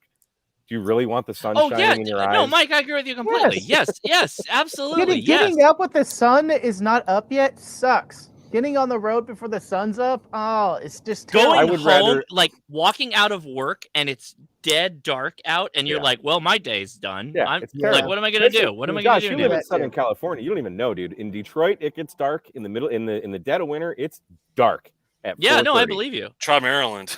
Terrible. Maryland is further north trash. than or It's Michigan's trash. further north than Maryland. So yeah. It's the far east too that we are. It's crazy. That's true because you're at the very east end of the time zone too. So Just yeah. out of curiosity, this is your second whiskey bottle you're opening up. What is that one? Oh well, I didn't tell you what even the first. Oh one yeah, was. I didn't even know. Yeah. What the first, I was It is going to ask St. you about that. Patrick's Day. We can talk about. Yeah, let's talk about yeah. whiskey for a little bit here. Let's do that. I decided to start with something a little different because I like Josh. I like my Kellens. I like my typical stuff that I get into, but I went with the Kergelicke, which is a Oh. 13-year Speyside. Speyside. Yeah, Yeah. Speyside. I do like my peat. I'm an Isla boy and Campbelltown guy mostly, but I do dabble in Speyside because I like a sweet, fruity What did kind you of say? Yeah. Camel something? Campbelltown. Okay, I heard something Campbelltown. totally different. Campbelltown is your like. So I love bourbon. I'm an equal opportunity offender. It doesn't really matter. I love bourbon, but the thing I love about Scotch is the variance is so crazy. Like Isla is literally an island, right? And they come out with this salty, peaty masterpiece that most people can't even sniff it, let alone drink it. I like it, but whatever. Man. But Do you like Ardbeg? I don't think I've had that. An Ardbeg? Oh man, we got to get you an Ardbeg, an Ugadal or a Quarryvreck. Oh my god, I'm going to give you a list of things. You Actually, should now try. I am humbled by your knowledge right now because I know of Highlands, Lowlands, Speyside, Isla, and you're adding more to my knowledge with what you're saying. So yeah, okay, now I'm interested. I mean, just Ardbeg look at his backdrop. I mean, I know. I that's what I said. I was like, well, we can't compete with anything that's going on here. Ardbeg is an Isla distillery too. You'll love it if you like Lafroig, Lagavulin, Ardbeg.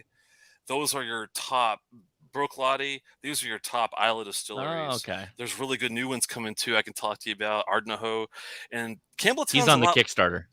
Campbelltown's a lot like Isla because they do like their peat, but they have like a dunnage warehouse that they use for their Scotch development. They're very farmy. They're very organic with the barley. Oh yes. Okay, now I'm in. All right. Bear So we got to talk barley. after this. Yeah. BERE, beer barley, Isla barley. They import Isla barley just for this. It's crazy. Mad Dog 2020, no thank you. Yep. That's it. That's the jam. Merlot. Wow. Merlot. We went from Brooklady to Mad Dog 2020. going off the rails on the POTA train, boys. I'm gonna guess that the price difference is considerable between these two. $400 or $500, and yeah, you got your Mad Dog 2020. It's a big difference on that one.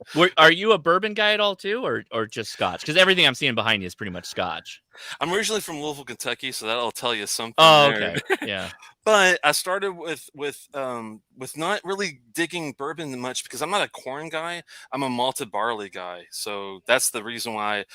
I appreciate moonshine. That's where I'm from, and the whole 9 yards. But if I can get a malted barley version of moonshine, that's the one I want to get if I can get it, because I just like the taste better, you know. For that. Hang So- on, we got a sidetrack here. Okay. Plenty Peppa. Oh, this is a good question. This is a really good question. What say you?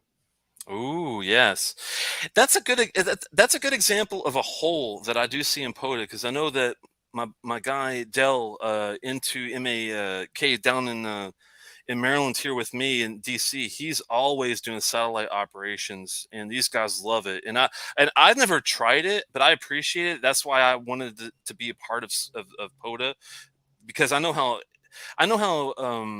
challenging it is to do a lot of these operations, even digital operations. Some of these CW guys thinks that digital operations are easy. I'm here to tell you, it's not that easy. I tried a day to get on an FT8, and with this computer I've been fighting with for a half hour, I just couldn't get out. But anyway, Use my call sign. It's crazy, but to make a long story short, I do want to do something for satellite operations. I have to talk with the development / a couple of people to see what we can do for that. This is it right here. That's it. The bird is a word. That's good. Bird is a word. The bird is the word award. That's Brian pretty is good. saving That it. is That pretty just good. happened. The only You heard issue it with first on KMRD radio. How many stuff. people have actually activated a park just on satellites? Do you know? I mean, that's a crazy question, but you'd be surprised. There's I know a few guys that do it. Yeah, I can look it up for you guys. That's something I will take a look at. I do not know off the top of my head, but I know there's a few that have done that. But like, how did they even identify it's a satellite contact? The only bad thing about that award is every time I hear it, I'm going to think of Peter Griffin. Yeah. That's literally the whole point. But like, how do they that's a great identify it was a question, satellite contact? Because they say it's on 2 meters and it's like hundreds of miles away, and you're like, how'd that happen? If I remember correctly, and I might have to look this up to verify, but if you look at ADIF sub mode requirements, I think not yet, because I'm not going to back end. We got the bright white screen. We don't want to see. We don't want to see what any he's other doing right now. He's in the SQL right now. He's looking at databases. The bird is the word award. I mean, that's right up. That's better than repeat offender. That is so. That is the greatest name. Frank, how excited are you about that? Dude, I'm down with this. I can't wait. He's on, man. He's on. Do you guys do satellites too? Well, Frank is definitely but if there's an award called the Bird is the Word Award, he's gonna. If I could get you guys to take up satellites, I promise you, I'll make an award for it. So I literally I have a video of a azimuth and elevation gimbal that goes on top of a light tripod that holds an arrow, and so I'm literally looking for a park to do this at, and so I will do that. I will do that. Awesome. I don't know it off the top of my head, but I'm pretty sure if you look at if I remember correctly, there are satellite modes that are like SO. There's names of the satellites are names of satellites. Yeah, like SO50, and they're integrated somehow into, I think, the mode. So I don't want to speak outside it's the all box. FM. Well, those are FM, but then they have the linears that are single sideband. So if you go to linears, it's single sideband, right? It's or CW. There should be a way to systematically. I don't know enough about satellite contacts to be able to answer you right off the bat, but I have a feeling there's enough perimeters that we could utilize to make it an award, if that makes sense to you. Hopefully, the Bearded Console, yeah. I mean, so I can understand the challenge behind this, because how do you actually define it as a satellite contact to go into the metrics to qualify for the achievement? Other than because, well, I mean, you got the frequency would. Well, the frequency would be a big tip, because all of a sudden, if you're in California and you're making contacts in Texas, that's going to be a big tip. But there is, I'm guessing, I'm just throwing this out there. You might not be able to do 10 contacts within a pass. Right. So if I set up a gimbal or just had an arrow and I'm Armstronging it, and I made 2 contacts. So this is the question you're going to get, is the satellite guys are going to come in there saying, I got 4 contacts. I still activated the park because I did the rest on HF. How do I log the 4 contacts as being satellite contacts? Well, that's the same as if you do a sideband and a digital activation. It just But how do you check the box to say this was satellite? Other than like if you go over 100 miles, it's satellite. But you wouldn't want to do that because then they just got really lucky with propagation, or they just had your spread logging it. software says the mode. Maybe I don't. Well, that's a good question. The mode's the same, same The mode. mode would be FM, or linear would just be regular sideband. Yeah. He's talking about the I know what you're the logging saying. software. Like, how do you identify the logging software for the yeah. award? Yeah. For the award, I mean, that's the thing, guys, that we do have to depend on sometimes is an honor system, and it's kind of it's touchy, I know, but thankfully most guys, and when I say most, I'm literally mean 95% of people in POTA. I don't have issues with fighting, with the rules and doing it the right way. I've only had 3 or 4 major instances where I had to go and retrack logs in 6 years. I think that's pretty good. If I've only had to retrack logs 3 or 4 times in a 6 solid year deal with 400,000 participants, I don't see how that's a bad deal, right? Yeah. Well, I think we, and when I say we, I mean everyone but me. Plenty Peppa and the POTA team maybe can figure that out, because he just said he has 10,000 satellite contacts. Oh, I know that there are people that are way hardcore than all of us in this area that have probably activated a park no problem on satellites. My question is, like, if you didn't activate the satellite, or if you didn't activate the park on satellites alone, how do you differentiate between them? I'm thinking software guy. It could just be like a total number of satellite contacts, maybe not an activation. Yeah. But then you'd have to delineate between the regular contacts and the satellite contacts. Yes. Well, right? that's you for have all to you say, computer nerds to figure it out. No, okay. We need hammers. We need hammers in here. To sure as hell ain't gonna be me. Fun, thank you for the $20 super chat. He just got a Rover award today. Literally my favorite ham radio magician. This guy. Awesome. This guy. How many? What is? I love this guy. Is that Mike? Yes, from Huntsville. Yeah. Best magic show I ever had was at the Huntsville Pavilion with Mike, just going nuts. It was amazing. I didn't see any magic. You missed it then. The whole weekend was magic. Oh, well, yeah, of course, Mike, of course, yes. But best guy. To answer your question, though, let me talk to WATM Mike. I'm sorry, Tom. Tom leads all the devs, and especially Colby and Jeremy. And let's talk about satellites and how we can differentiate the submodes. I know there's got to be a way that we can do it. I'm always like opposed to saying that we can try to figure it out before we say no. So keep that in mind. Yeah. I think they'd have to honor system check a box or something. Or have some kind of accessory field to say like satellite. Oh, all right, hang on, boys. We gotta. All right. Oh, it's blowing up. Vern 6, $50 super chat. I would pay real money to get the Army Corps of Engineers parks in POTA.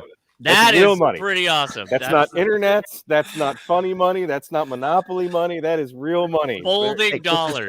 Thank you, Vern 6. And then hang on, Mr. Jarrett Green, the inventor of hammers, with the $100 super chat. Thanks.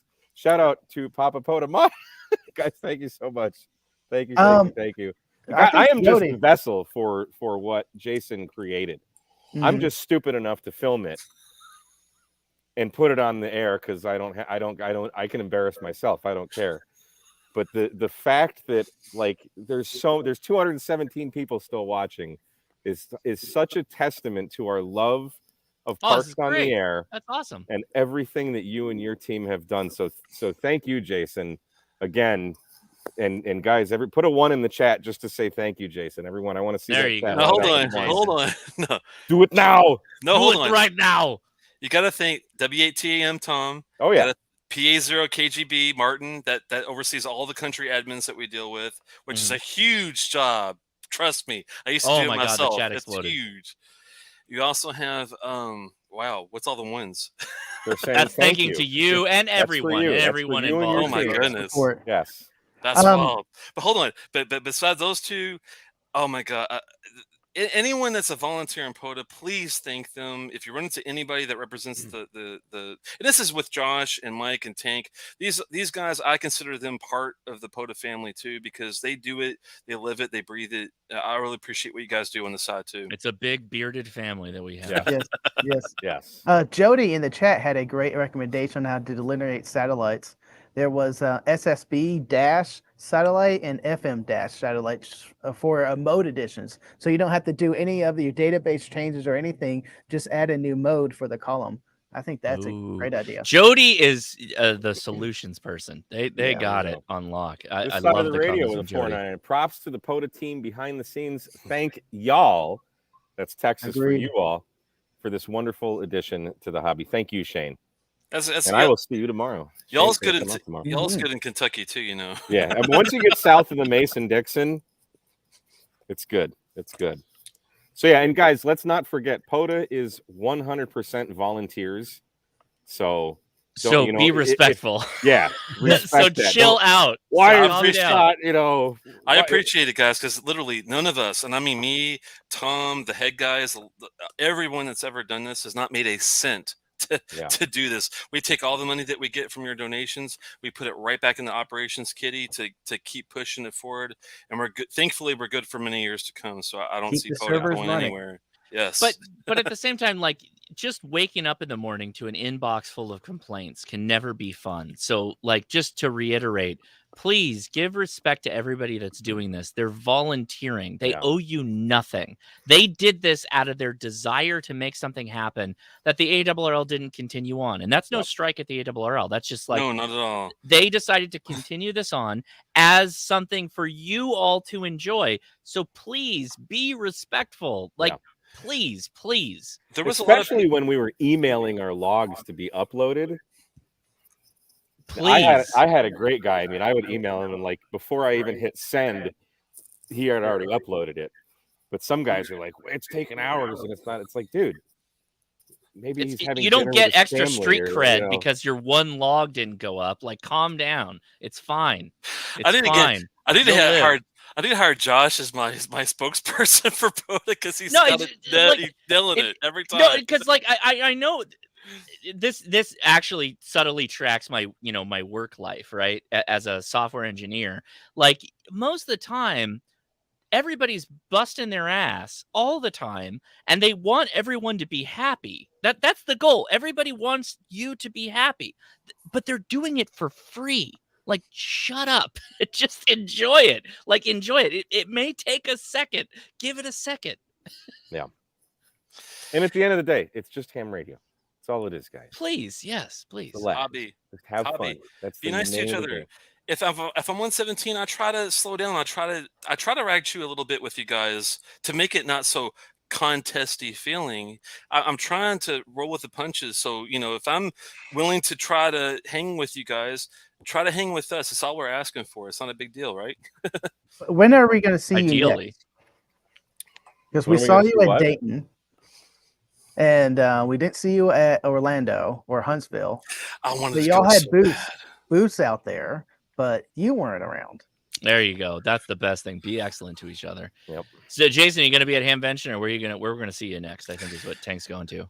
Definitely going to be at Xenia this year. I had such a good time. It was my first Xenia experience last year, and I really appreciate Josh and everyone, Mike, Tank. I ran into these guys, but it was really brief. I apologize if I didn't get a chance to like say anything to you guys.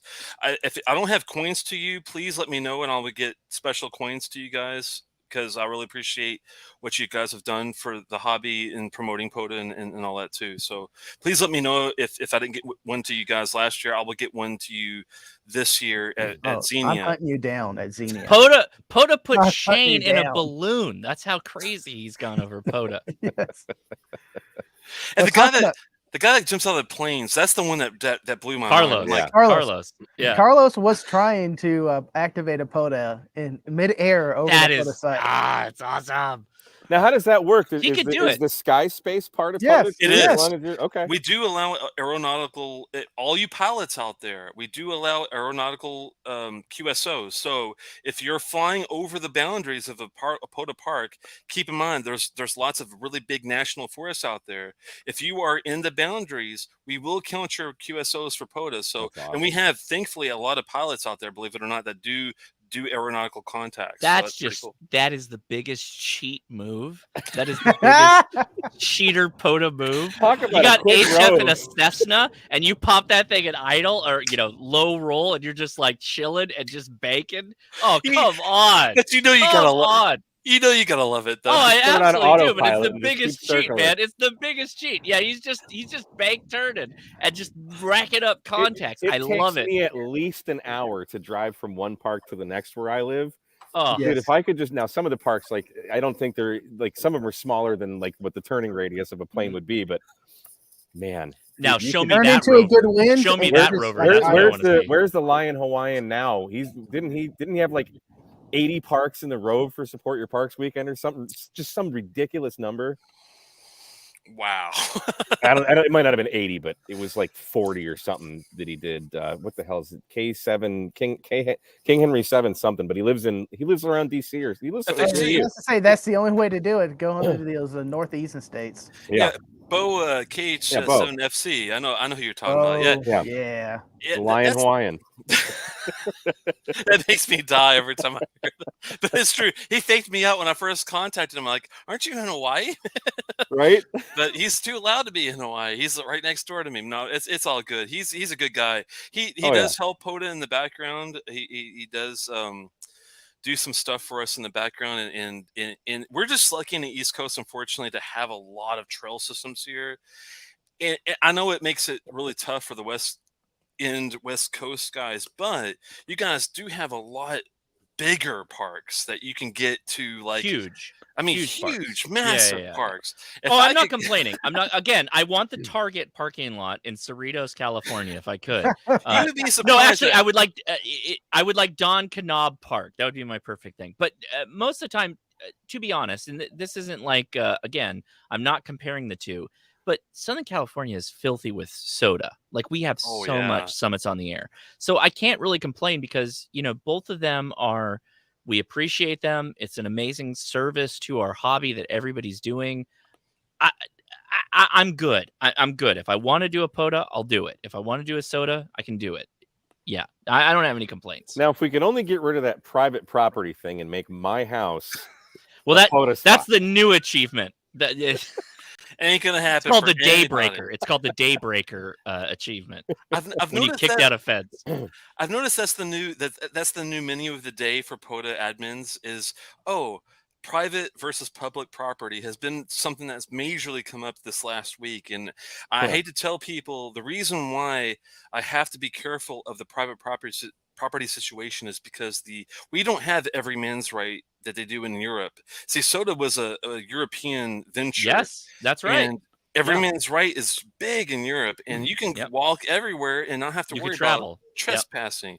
In the United States, you will get shot if you go in certain areas. I'm just telling you. So, especially looking at Big Bend National Park, Texas area, there's some really sketchy borderline areas you have to be really careful about if you're in parks down there. So please be careful. I've heard some horror stories, and this is going back 3 or 4 years of certain parks being an issue. So keep that in mind when you're down there, guys. Yeah. Mike, do you see the question from Jarrett? Always be packing. Let me get this. Mike, that's Mike Counterconnect. What's up, buddy? Thanks for the time. Oh, yeah. POTA is good for getting youth on the air. It is. I've worked some youths. We just talked about it on my last week's Monday mailbag. Good way to make the merit badge too. Yes, it's a nice feeling for a kid or adult to be in control and the center of attention, the one everyone wants to talk to. Yes, very good point. Thank you so much. This is a good segue if you guys don't mind. Wait. Jarrett has a very important question. Yes. I'm good on QRZ. No, I think he's asking about Jason. Oh, I thought I read that as Mike. I'm sorry. Or I Frank. am also good on QRZ. If you want to send any scotch Same my here. way, I am good on QRZ. There But you be go. careful. You got to be careful of your shipping laws. Don't worry, Jason. We'll only send you No. plastic bottle scotch. Yeah. Thank you. No, none of this old stuff. Give me something new. I want this something year. plastic and new. That's what I wanted, a scotch. It No doesn't have to age. be I real. want a young scotch. A young scotch. It doesn't have to be real scotch. It can be fake scotch. If you know what I Everybody mean. should just flood Jason's Please mailbox. don't. Please don't Oh. flood Jason scotch. with bad scotch. Don't do He's that. That would be bad. Yes. Good scotch. TC Good scotch, Fitz. yes. I don't even have to drink anything bad to get a TC Fitz super chat. He just says Happy Friday. Thank you, TC I'm Fitz. all Happy about- Friday, TC I will Fitz. drink some more of Frank's Buffalo Trace. Oh, yeah. Wait, that's a non-traditional Buffalo Trace? What do you got I don't there? know what it is, but it's in my Okay. glass. So All right, it's good. It- Buffalo Trace, good stuff. Yep. It was Thank you, one of TC their Fitz. limited release ones. I saw like the greenish label or Yeah. whatever on it, and I was like, oh, okay. One of the segues I wanted to talk to you guys about, which is really, really, really important to me, seriously, is youth in ham radio. It's Please. my focal point is youth in ham radio this year. I've been trying to dabble in how do you contact people on that level and get them engaged in not just POTA but in ham radio in general. And I'm thinking like community colleges / universities would be the perfect entry to get to these guys. No offense to the high schoolers and things like that. It's just a lot easier to deal, I think, with You're 100% right. universities. You're 100% right. I have been advocating for anybody that joins our Discord that of college age to just go set up a radio in the common area and just start making contacts. Perfect, yeah. And then people walk up to them like, what the hell are you doing? that would be dangerous. Should we though. call the cops? No, it's not, because I'm thinking every- of all of the ladies that are going to start. oh yeah, flocking. oh that's true. That's no, that you're area. right, Mike. You're right. We got to be really So- cautious about that. I want the ladies. Well, go into a college and look as creepy as you are and set so up in the diag. hear me out. Hear me out. There's a ton of even high schools and colleges that have ham clubs, and they have a good ham shack, and it's a thing where people go, and then no one goes into it. Like the people that aren't, again, didn't know they were hams, but were hams. If you want to get into the full public spectrum, the best thing you do is you drag a radio out in public and you start activating it. And POTA's good for this because you can always hunt. You can hunt the stations, right? And so that's what I advocate people do. I say, get up in the morning. If you don't have a couple of classes, like give it, 2-3 hours of time, and then set up an antenna like in the common area and just hunt POTA. Just hunt them. Just go nuts. And I have gotten so much feedback of people who are like, yeah, I did it. And there was so many people who asked me what I'm doing. And I was like, hey, just the mere fact you were answering that question is the best thing for ham radio. The fact you're even talking about what we're doing, that's the goal. Yeah. It's not to make someone a ham necessarily. It's to just make them aware of it. It's exposure. right? Definitely Right. exposure. Yeah. Look at this. If you want to know what I'm drinking now, we got the Abana. Abelauer Abana. Oh, this is the Isla? This is a different one. Or This is the new one. But also the PD one. Yeah. No, this is a space side. This is a sherry. Oh, okay. Okay. This is a sherried whiskey. This is 61.5% ABV. One of my favorites. It's a big boy. You got to be ready for this boy. This is a batch, buddy.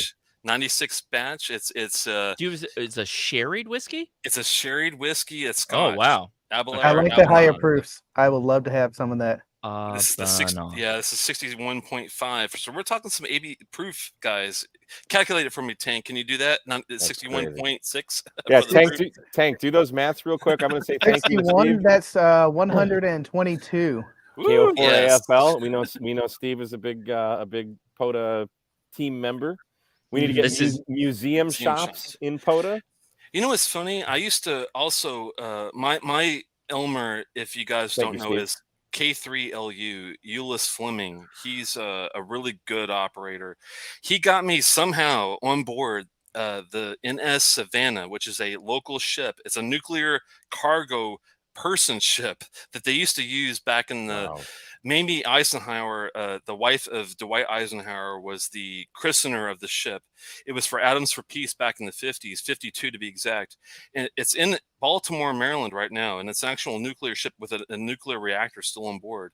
And I got to actually activate from there on the radio room. And I really love the museum ships, and I'm sorry, guys, that a lot of guys are kind of miffed at me that we started the plaque event during museum ships weekend this year.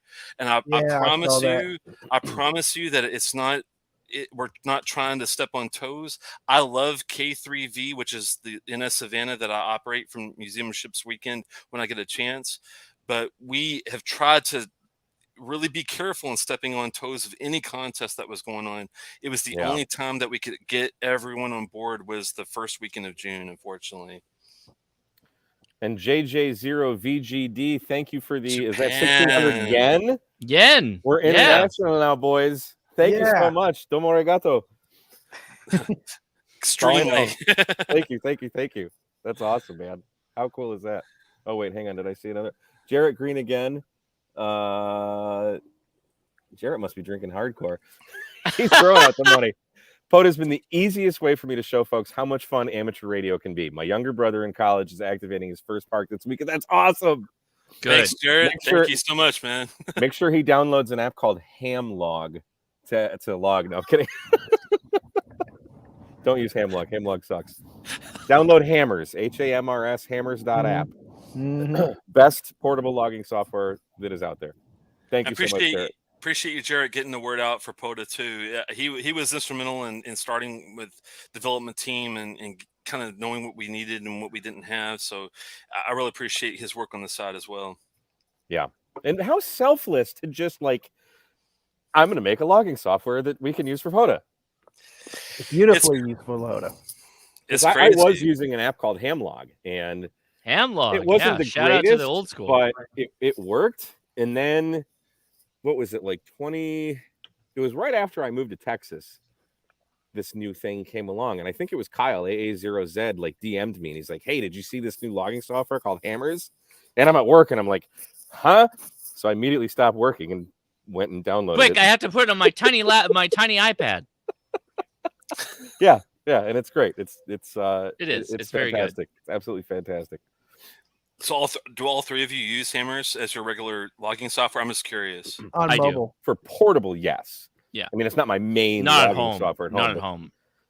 I will for portable activate, because it's so simple. You just type in the call sign and wham bam, thank you, ma'am. It can be online, it can be offline, it doesn't matter. It just takes the logs. I'm curious. I'm just curious. What do all three of you guys use for your home logging software? Just out of curiosity, I'm just curious. I just switched recently. I was using an app. I'm on Mac. I was using an app called Aether forever, and then I just like 2 weeks ago finally like dove in and learned how to use Rumlog NG. There you go, bud. I am in. You told me love. You hated it. You told me you hated it. Shut your face. You told me that. I did. I have eaten my words many a time, Josh. You should know that. This is why I ask these questions, guys. Rumlog NG is good. I'm going to do a series of videos on them, because there's literally no good videos on YouTube on this software. Yeah, it's true. I never made any videos on it, and it's free. Yes, it's very good. Two magic words. It's only for Mac. It's only for Mac and iOS. Yep. So you Windows guys can suck it. So I'm not an Apple guy myself, but I'm just trying to get out there what works for everybody. That's why. Go ahead, Josh. So there was a time where I transitioned all of my live streaming off of Mac onto Windows. I'm on Windows right now, but I still edit all my videos on Mac and Final Cut and all that. But regardless, the logging question, I use Ham Radio Deluxe is my primary logger right now, but I have used N3FJP for a very long time. And I still put it on many laptops just in case I do anything with them, because it's really easy to just get stuff off of that application. And once you paid like $60 or whatever it is, lifetime kind of license fee, like you're good. You can put it on anything pretty much. So that's what I do. Scott's a good guy. In 3F Yeah. JP, I know who you're talking about. He's a great guy too. And I'm not saying don't use that, but the Ham Radio Deluxe guy has been active in our Discord recently, and he's developing a lot of new things. So keep your eye on that. So Ham Radio Deluxe leadership changed recently. We had them on a live stream, and I'm really excited for what they're doing. The suite of tools that you can deploy, you can do everything pretty much with Ham Radio Deluxe, which is really nice. Now I'm really excited to see what you do with Soda. So that's gonna be, or Soda, POTA is what I mean. That's gonna be really cool. So yeah, that's he's actively working in our Good, Discord. good. If you're interested, Nice. go to the Discord channel and just take a look at it's POTA API. If you know API, look at there, and it's public. You can see what he's working on there. All right, Tank. Shout out to John Smith with the 10 euros. Oh, that's like no, $1,800. That's John. He represents me in the Netherlands. Thank you so much, John. nice. I appreciate it nice. very much. I don't know what Go POTA PD8F means. Maybe that's his call sign, perhaps. That's his No, call not- sign, yeah. Okay, nice. Thanks, Awesome. John. Thank you so much. I don't use logging software at home yet because I don't have a home QTH station. He's got stone tablets and chisels. Oh Yeah, no, what's yeah. going on, Tank? I just haven't set them up yet. They're coming this year, I promise. So I do hammers everywhere for everything. So when I'm out there, I'm pretty much POTAing everywhere. I just use hammers. Pota your eyes But out. I am looking at other solutions once I get there. You got another super chat. There it is. Whiskey 7 Lima Hotel Tango with the 999 super. POTA is bad because now I want to buy a buddy sticker or buddy pull. POTA's great because now I'm focused on CW Hold on. like I wasn't before. Look That's at the Buddy awesome. Hex. The Buddy Hex is a nice antenna, man. Definitely. Let me spend your money. Oh, push the button. Where is it? Yeah. Josh, you gotta have that for these live streams, man. No, I don't. I should sort that Now, out. the Is Buddy Hex- W7LHT a TikToker by chance? I don't know if he wants to reply. I'll be I don't know. keeping an eye on the chat. Are you the Buddy TikToker? Hex. The Buddy Hex is a great antenna for I think like you a might be. weekend activation. Oops. Oh, it's a fantastic weekend. It's a fantastic. It is. So W7LHT, go check him out on TikTok. He's got a ton of videos. Yeah, that Buddy Hex is not a cheap antenna. But the thing is, it's funny. The antenna itself is a price, but the tripod is also a separate price. So if you're looking at the tripod price is a little steep. So if you It's the best. It's a great. so just get a tank to hold it up. yeah. Get a tank. Get a tank to hold it up when you're doing 20. So here's the thing with that tripod and that whole the Mastworks system. So when you normally get like a mast or a tripod, it's a round tube, right? On the Mastworks system, it is a teardrop. The vertical profile is a teardrop, and that allows them to key it so that there's a rotor at the bottom, and you can just wind the little See you later, crank, Vern. and you can point it wherever you want. It is so sweet to have that kind of setup on a portable thing. True. I did love the crank. It was funny because we were in 15 meters, and I was in Rock State Park in Maryland. A guy brought it up from Nemark, Nemarc. It's a I don't want to get the county wrong. It's a county park club that's up in one of these. I can't remember if it's Cecil or Carroll County, Maryland. I don't want to get it wrong. But Nemark is the same club that N3FJP is part of. So it's a very big a club here in Maryland. And I was lucky enough to go to the Rock State Park where they had this. And I got on. It was 15 meters. And I thought, let's go to Venezuela because they were calling. I can't get around. And sure enough, Venezuela, 15 meters, easy. Like 5'9", crazy. Yeah. It's a fantastic POTA antenna because it's not so narrow with the gain like a 3-element. If using 2 elements, you still have a pretty wide area that you're pushing out and listening to, that you're not completely deaf for the people that are calling you, because again, it depends on where you're at or whatever. But if you had an antenna that just was very narrowly focused for POTA, yeah, you're going to get really good numbers back for the people that can hear you, but you're going to be moving it all over the place. And that's why Omnis are still really good. Wires antennas are like, they're the best for a lot of stuff you want to do. But the Buddy Hex is really good because it brings it in a little bit. But it also depends on where you're at. You're not going out for an hour or two and setting that antenna up. No. You're there like all day. No. Weekend. Or weekend. Or weekend. Yeah. That thing takes probably an hour to set up if you're by yourself, maybe. I would say Yeah. quite people too. I could do it as one person as an advanced operator, but if you're not advanced, I would definitely highly suggest having 2 operators for that antenna deal. Yeah. I wouldn't recommend anyone to just be like, I'm gonna buy the thing and then set it up without knowing it very well. Right. Like, very well. Yeah, I know. Scout, everybody. Boys. I know everybody wants Mike and I to go to the distance on this. Dude, we got to get up early. Yeah. No, I got stuff to do. We're going to. Are you sure? Are you sure? Well, Frank and I are going. The reason I'm at Frank's house is because we're going tomorrow. There's a Go Box or a Go Kit challenge that we're going to. Dude, that sounds like so much fun. Dude, I've been nerding out since I heard about this thing last year. I'm like, why did I not know about it? Because I got my G90 Go Box. Yeah. I'm entering that thing. I need details, please. Yeah, they got a club where they just do Go Boxes. No, and they have a competition. Yeah, Frank, tell us about it. You know more It's about it. They're looking for clubs to help them host. But these a group of guys who got started, they're like, we want to know more about Go Boxes. And they at Whataburger, like every good plan comes together at Whataburger at 11, 12 at night. They said, let's just get together at a park and we'll just, unceremoniously do a competition between us. And they did that. And they're like, this is great. And they started doing it. And they talked to several of their local clubs and started a yearly competition. And they just kind of migrate around the area because they don't want a specific area because DFW is huge. And they've gone all around the Metroplex now. And this year it's up in Louisville. We're going to be there tomorrow around 8 o'clock-ish, I'm hoping. Yeah. And we're going to set up, and I'm going to throw my POTA pack up there because everything in my POTA pack is technically a kit.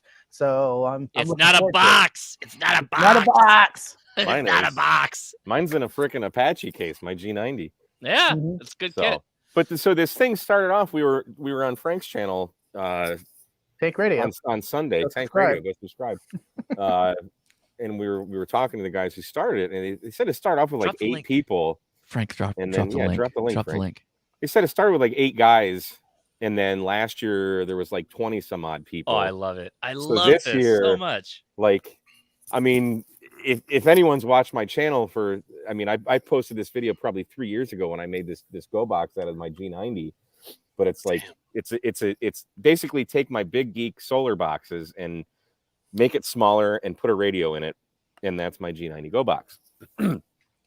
And but there's going to be so many. Like Josh, you built your Go Box with your 7300 when you got your 7610, and it's like there's going to be so many of those. And like I made mine with an angle grinder and some plexiglass, so like we don't expect smooth cuts out of it. But I sprayed silver metallic spray paint underneath. Good, so it looks nice. Yeah, but was it the Xiegu, the XIEGU one? Yeah.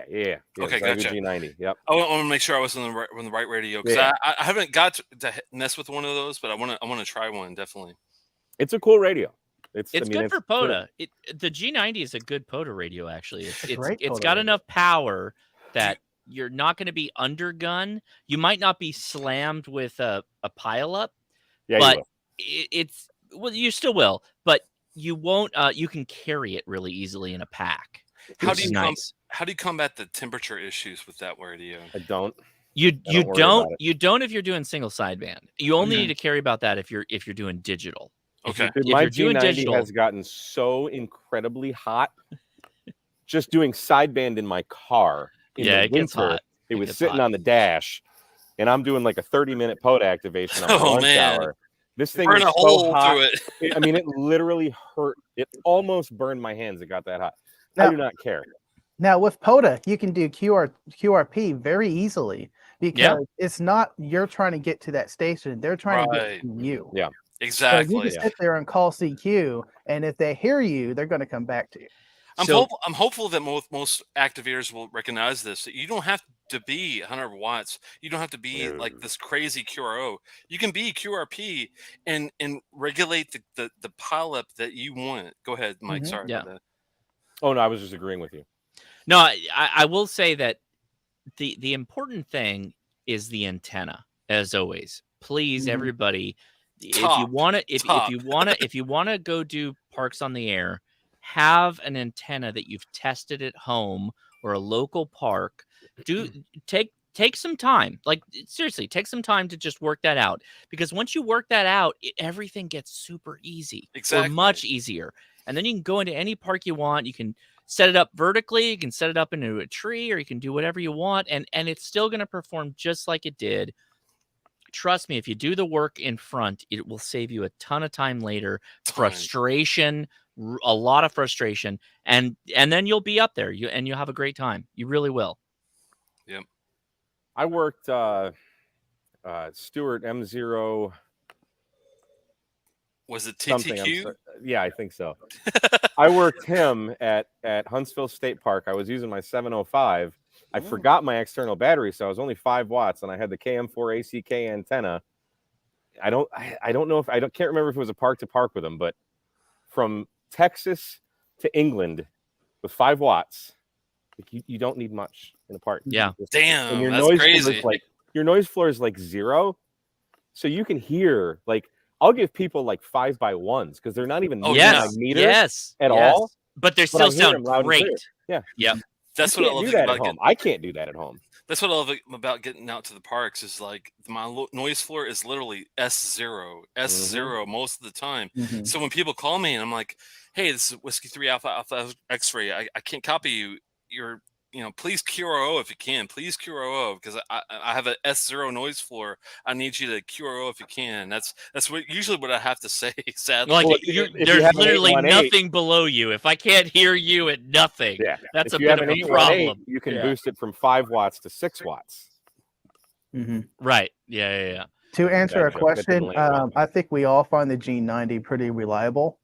As far as the radio, I had one activation I had an issue with, and that's just because I did not know how to turn down the squelch.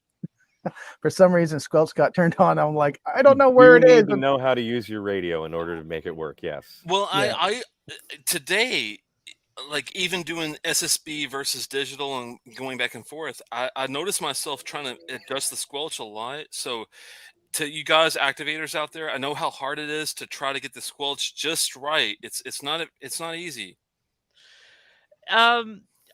Okay, so okay, this is a long love of mine, is to tell people to go to a park.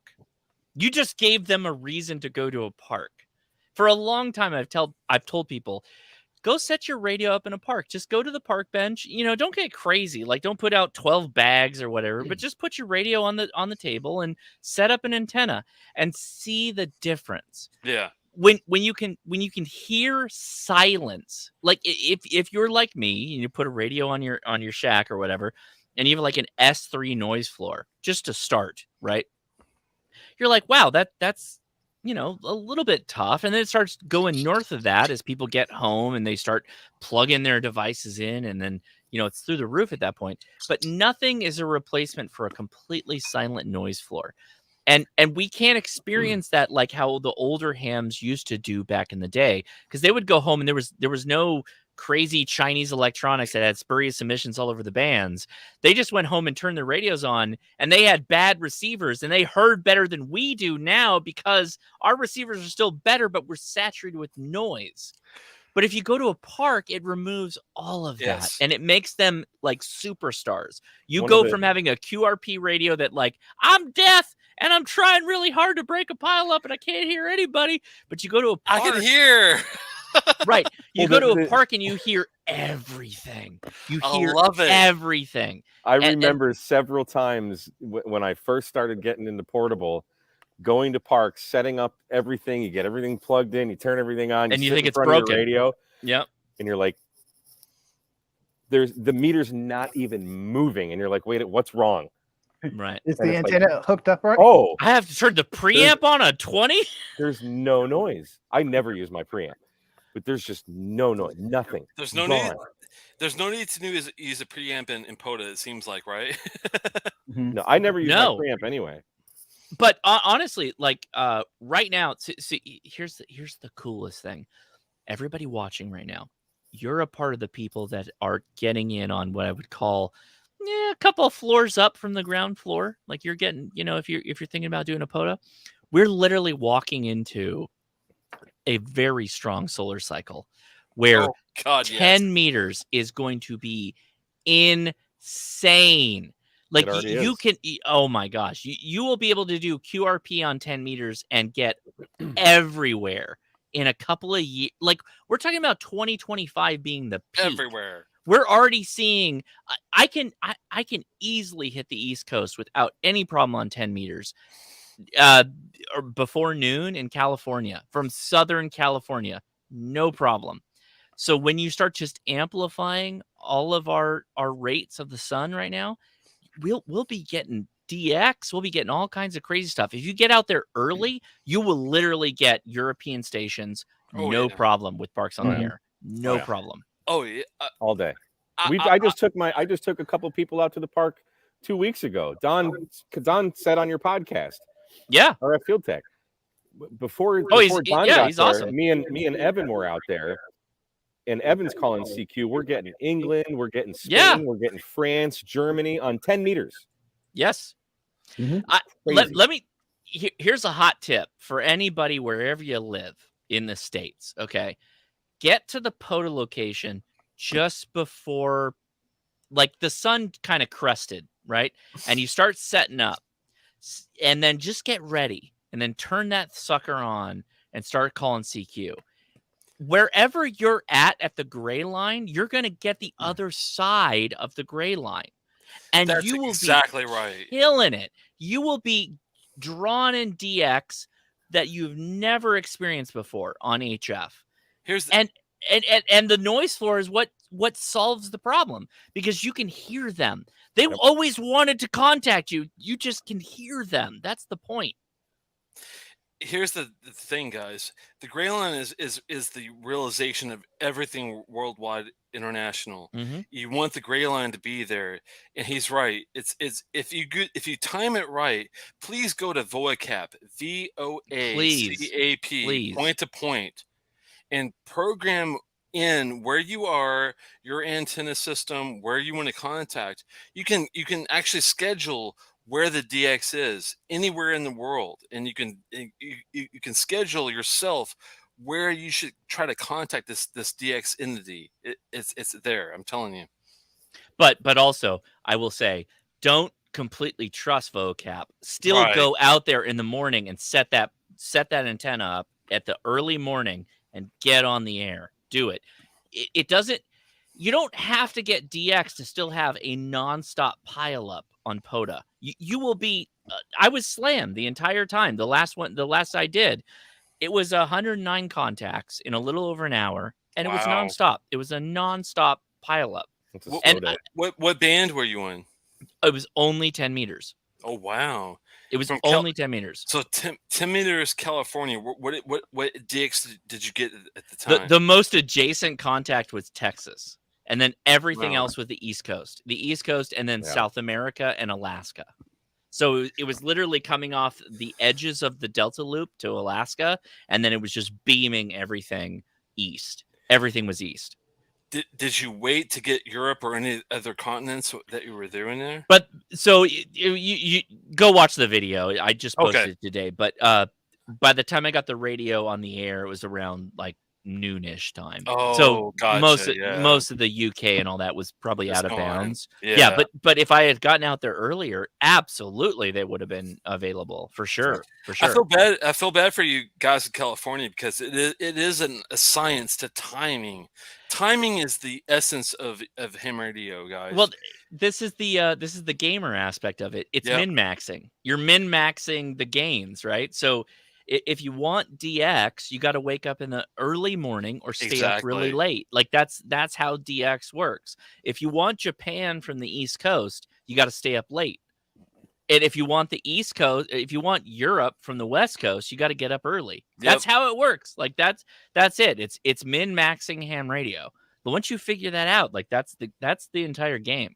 It's painful for me because I'm a really late person, guys. That if you don't Oh, know, yeah, I am too. I'm Oh my an God. ultra late guy. I'm like Yeah. 1 a.m., 2 a.m., 3 a.m. Yeah. kind of guy. But I will adjust my schedule for the DX. The DX rules for me. So I will go to vocap point to point, and I will, try to figure out if I want Thailand and parks on the air, where should I go to get them? That's what it takes sometimes to get to the QSO. I'll be right back.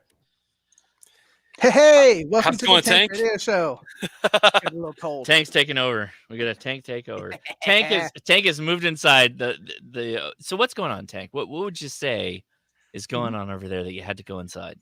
Oh, it dropped below 50, and I can't stand it anymore. Oh, I get it. Yeah, to be honest, I got on some new medication, and it just destroyed my tolerance for the cold. No, I understand. I understand, man. I understand. I understand. It's funny because I'm like the opposite. I love the cold and I hate the heat. So I'm looking for a place up north to go in the summertime to get away from the heat, which is really sad. Yeah.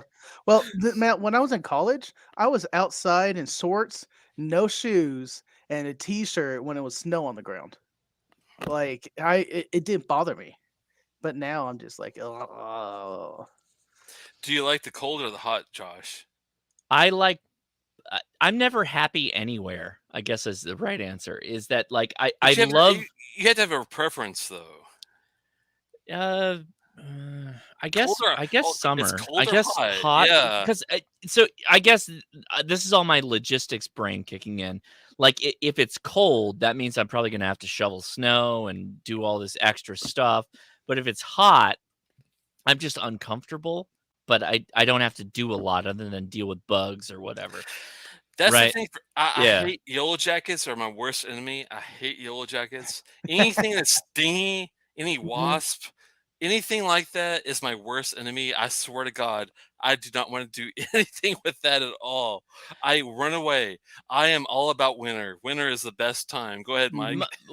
My jam is always like Winter. experience the seasons. If you have access to the seasons, please, like, because don't get me wrong, you might be in a situation where you're like, I got a new job and I'm going to California and there's no more seasons and I get to drive to the seasons. Where is snow? I got to drive 4 hours to get to snow as an experience. Like that's what we do in California, right? It's a wild situation.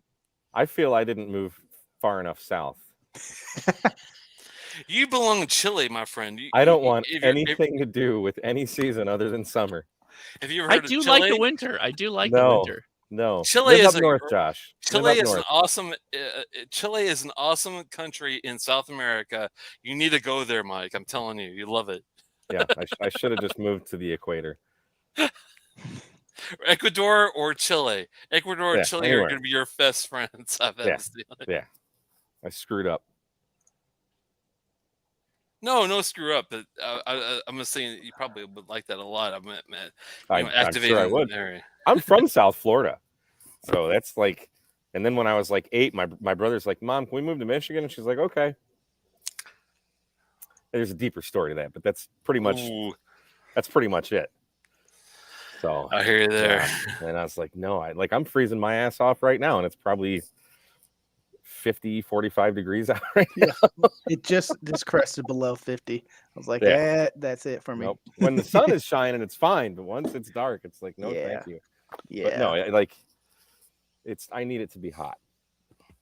I don't like the cold, so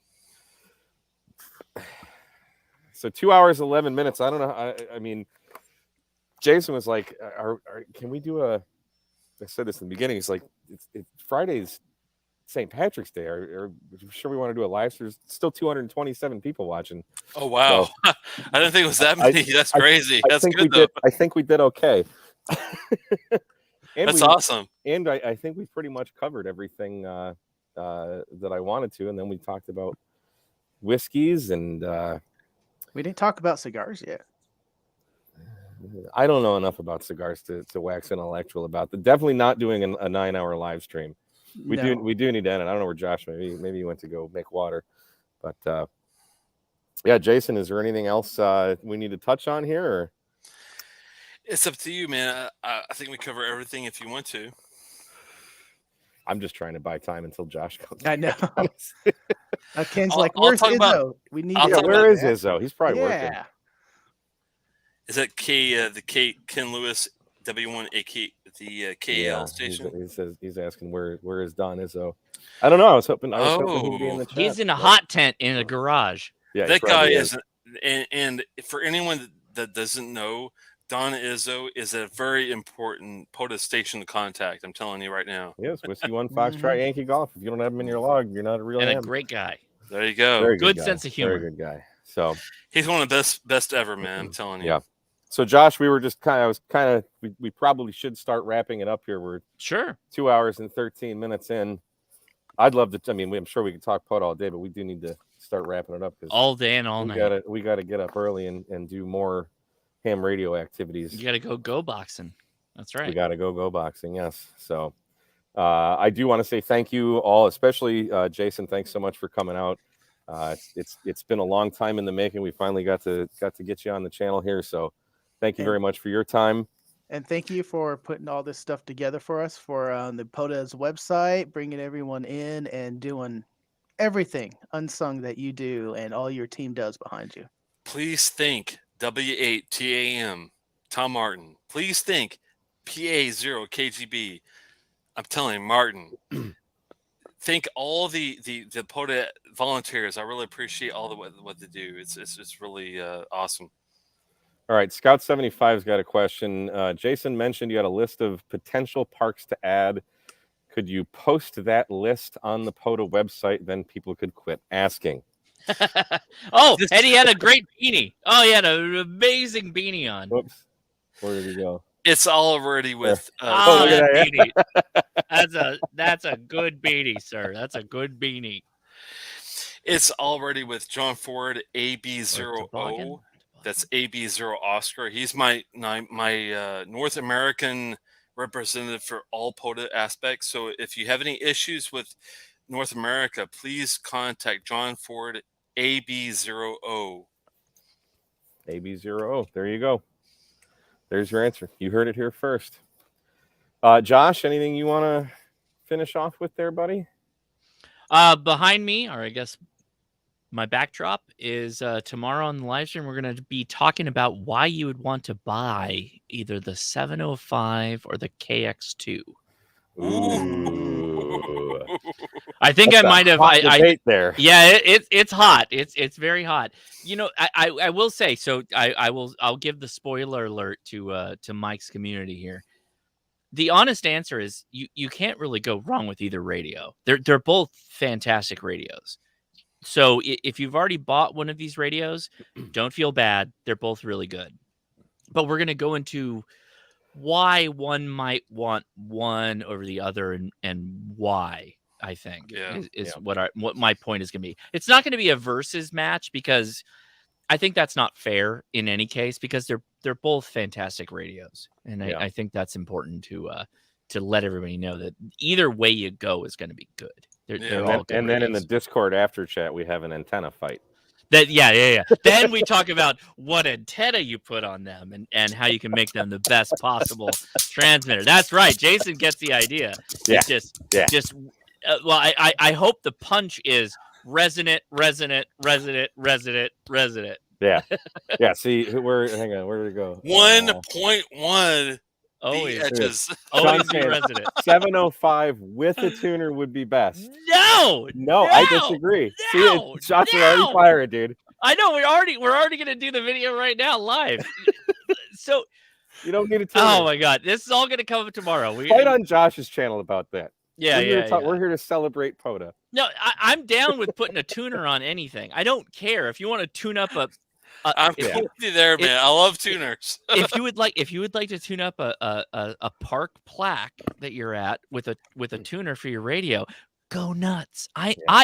Josh KI6NAZ supports this activity. If you can activate on a plaque or a YouTube big kudos. silver play button, I've done it. the point is like we have a ton of really good radios that are available to us right now. It's really just like little differences of what you can do that separate why it's a good radio for you or not a good radio. And I'm going to try and be objective and walk through all this tomorrow. So hope you join me for the live stream. You have an uncanny ability to be very objective. So I try. I really do try. You do a fantastic job. So I'm sure everyone in this video will be watching your video tomorrow and having a nice, pleasant discussion. A pleasant discussion. So in the chat, it's gonna be blown up. I don't have to have an internal tuner. That's okay. No, but there's reasons why you want an internal tuner, so it's all right. Yes. We'll work through all of it. We'll work through all of it. Tuners are good. I'm not going to complain. I'm not going to complain about an internal tuner. No one's going to be upset. No. Tank, what do you got going on?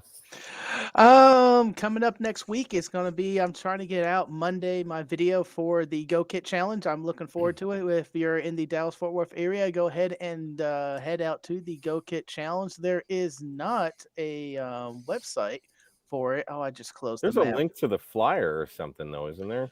So there's a church in Texas you have to go to where this parking lot's going to be held. It's in Texas. Drop the address. I mean, drop the address and tell people to look show for the up. Parking lot with a bunch of antennas. Be nice. Right, just drive around Texas. Just drive around. Be nice, guys. Be nice. Come on. It's at like the DoubleTree Park or something like that. Not the DoubleTree That's Hotel. Where they got cookies. All right, I got it. DoubleTree Ranch Pavilion in Louisville. Here it is in the chat. Is the Google map. Guys, you don't need a go box. Just go. Just go. Yeah, go and get ideas. Please, just go. You don't have to have the go box. Go and get ideas. Yeah, it's just an event to come I like this. Hang out. Oh, I like that. I want it all in a backpack because I want to throw it on my back. I want it all in a trash can.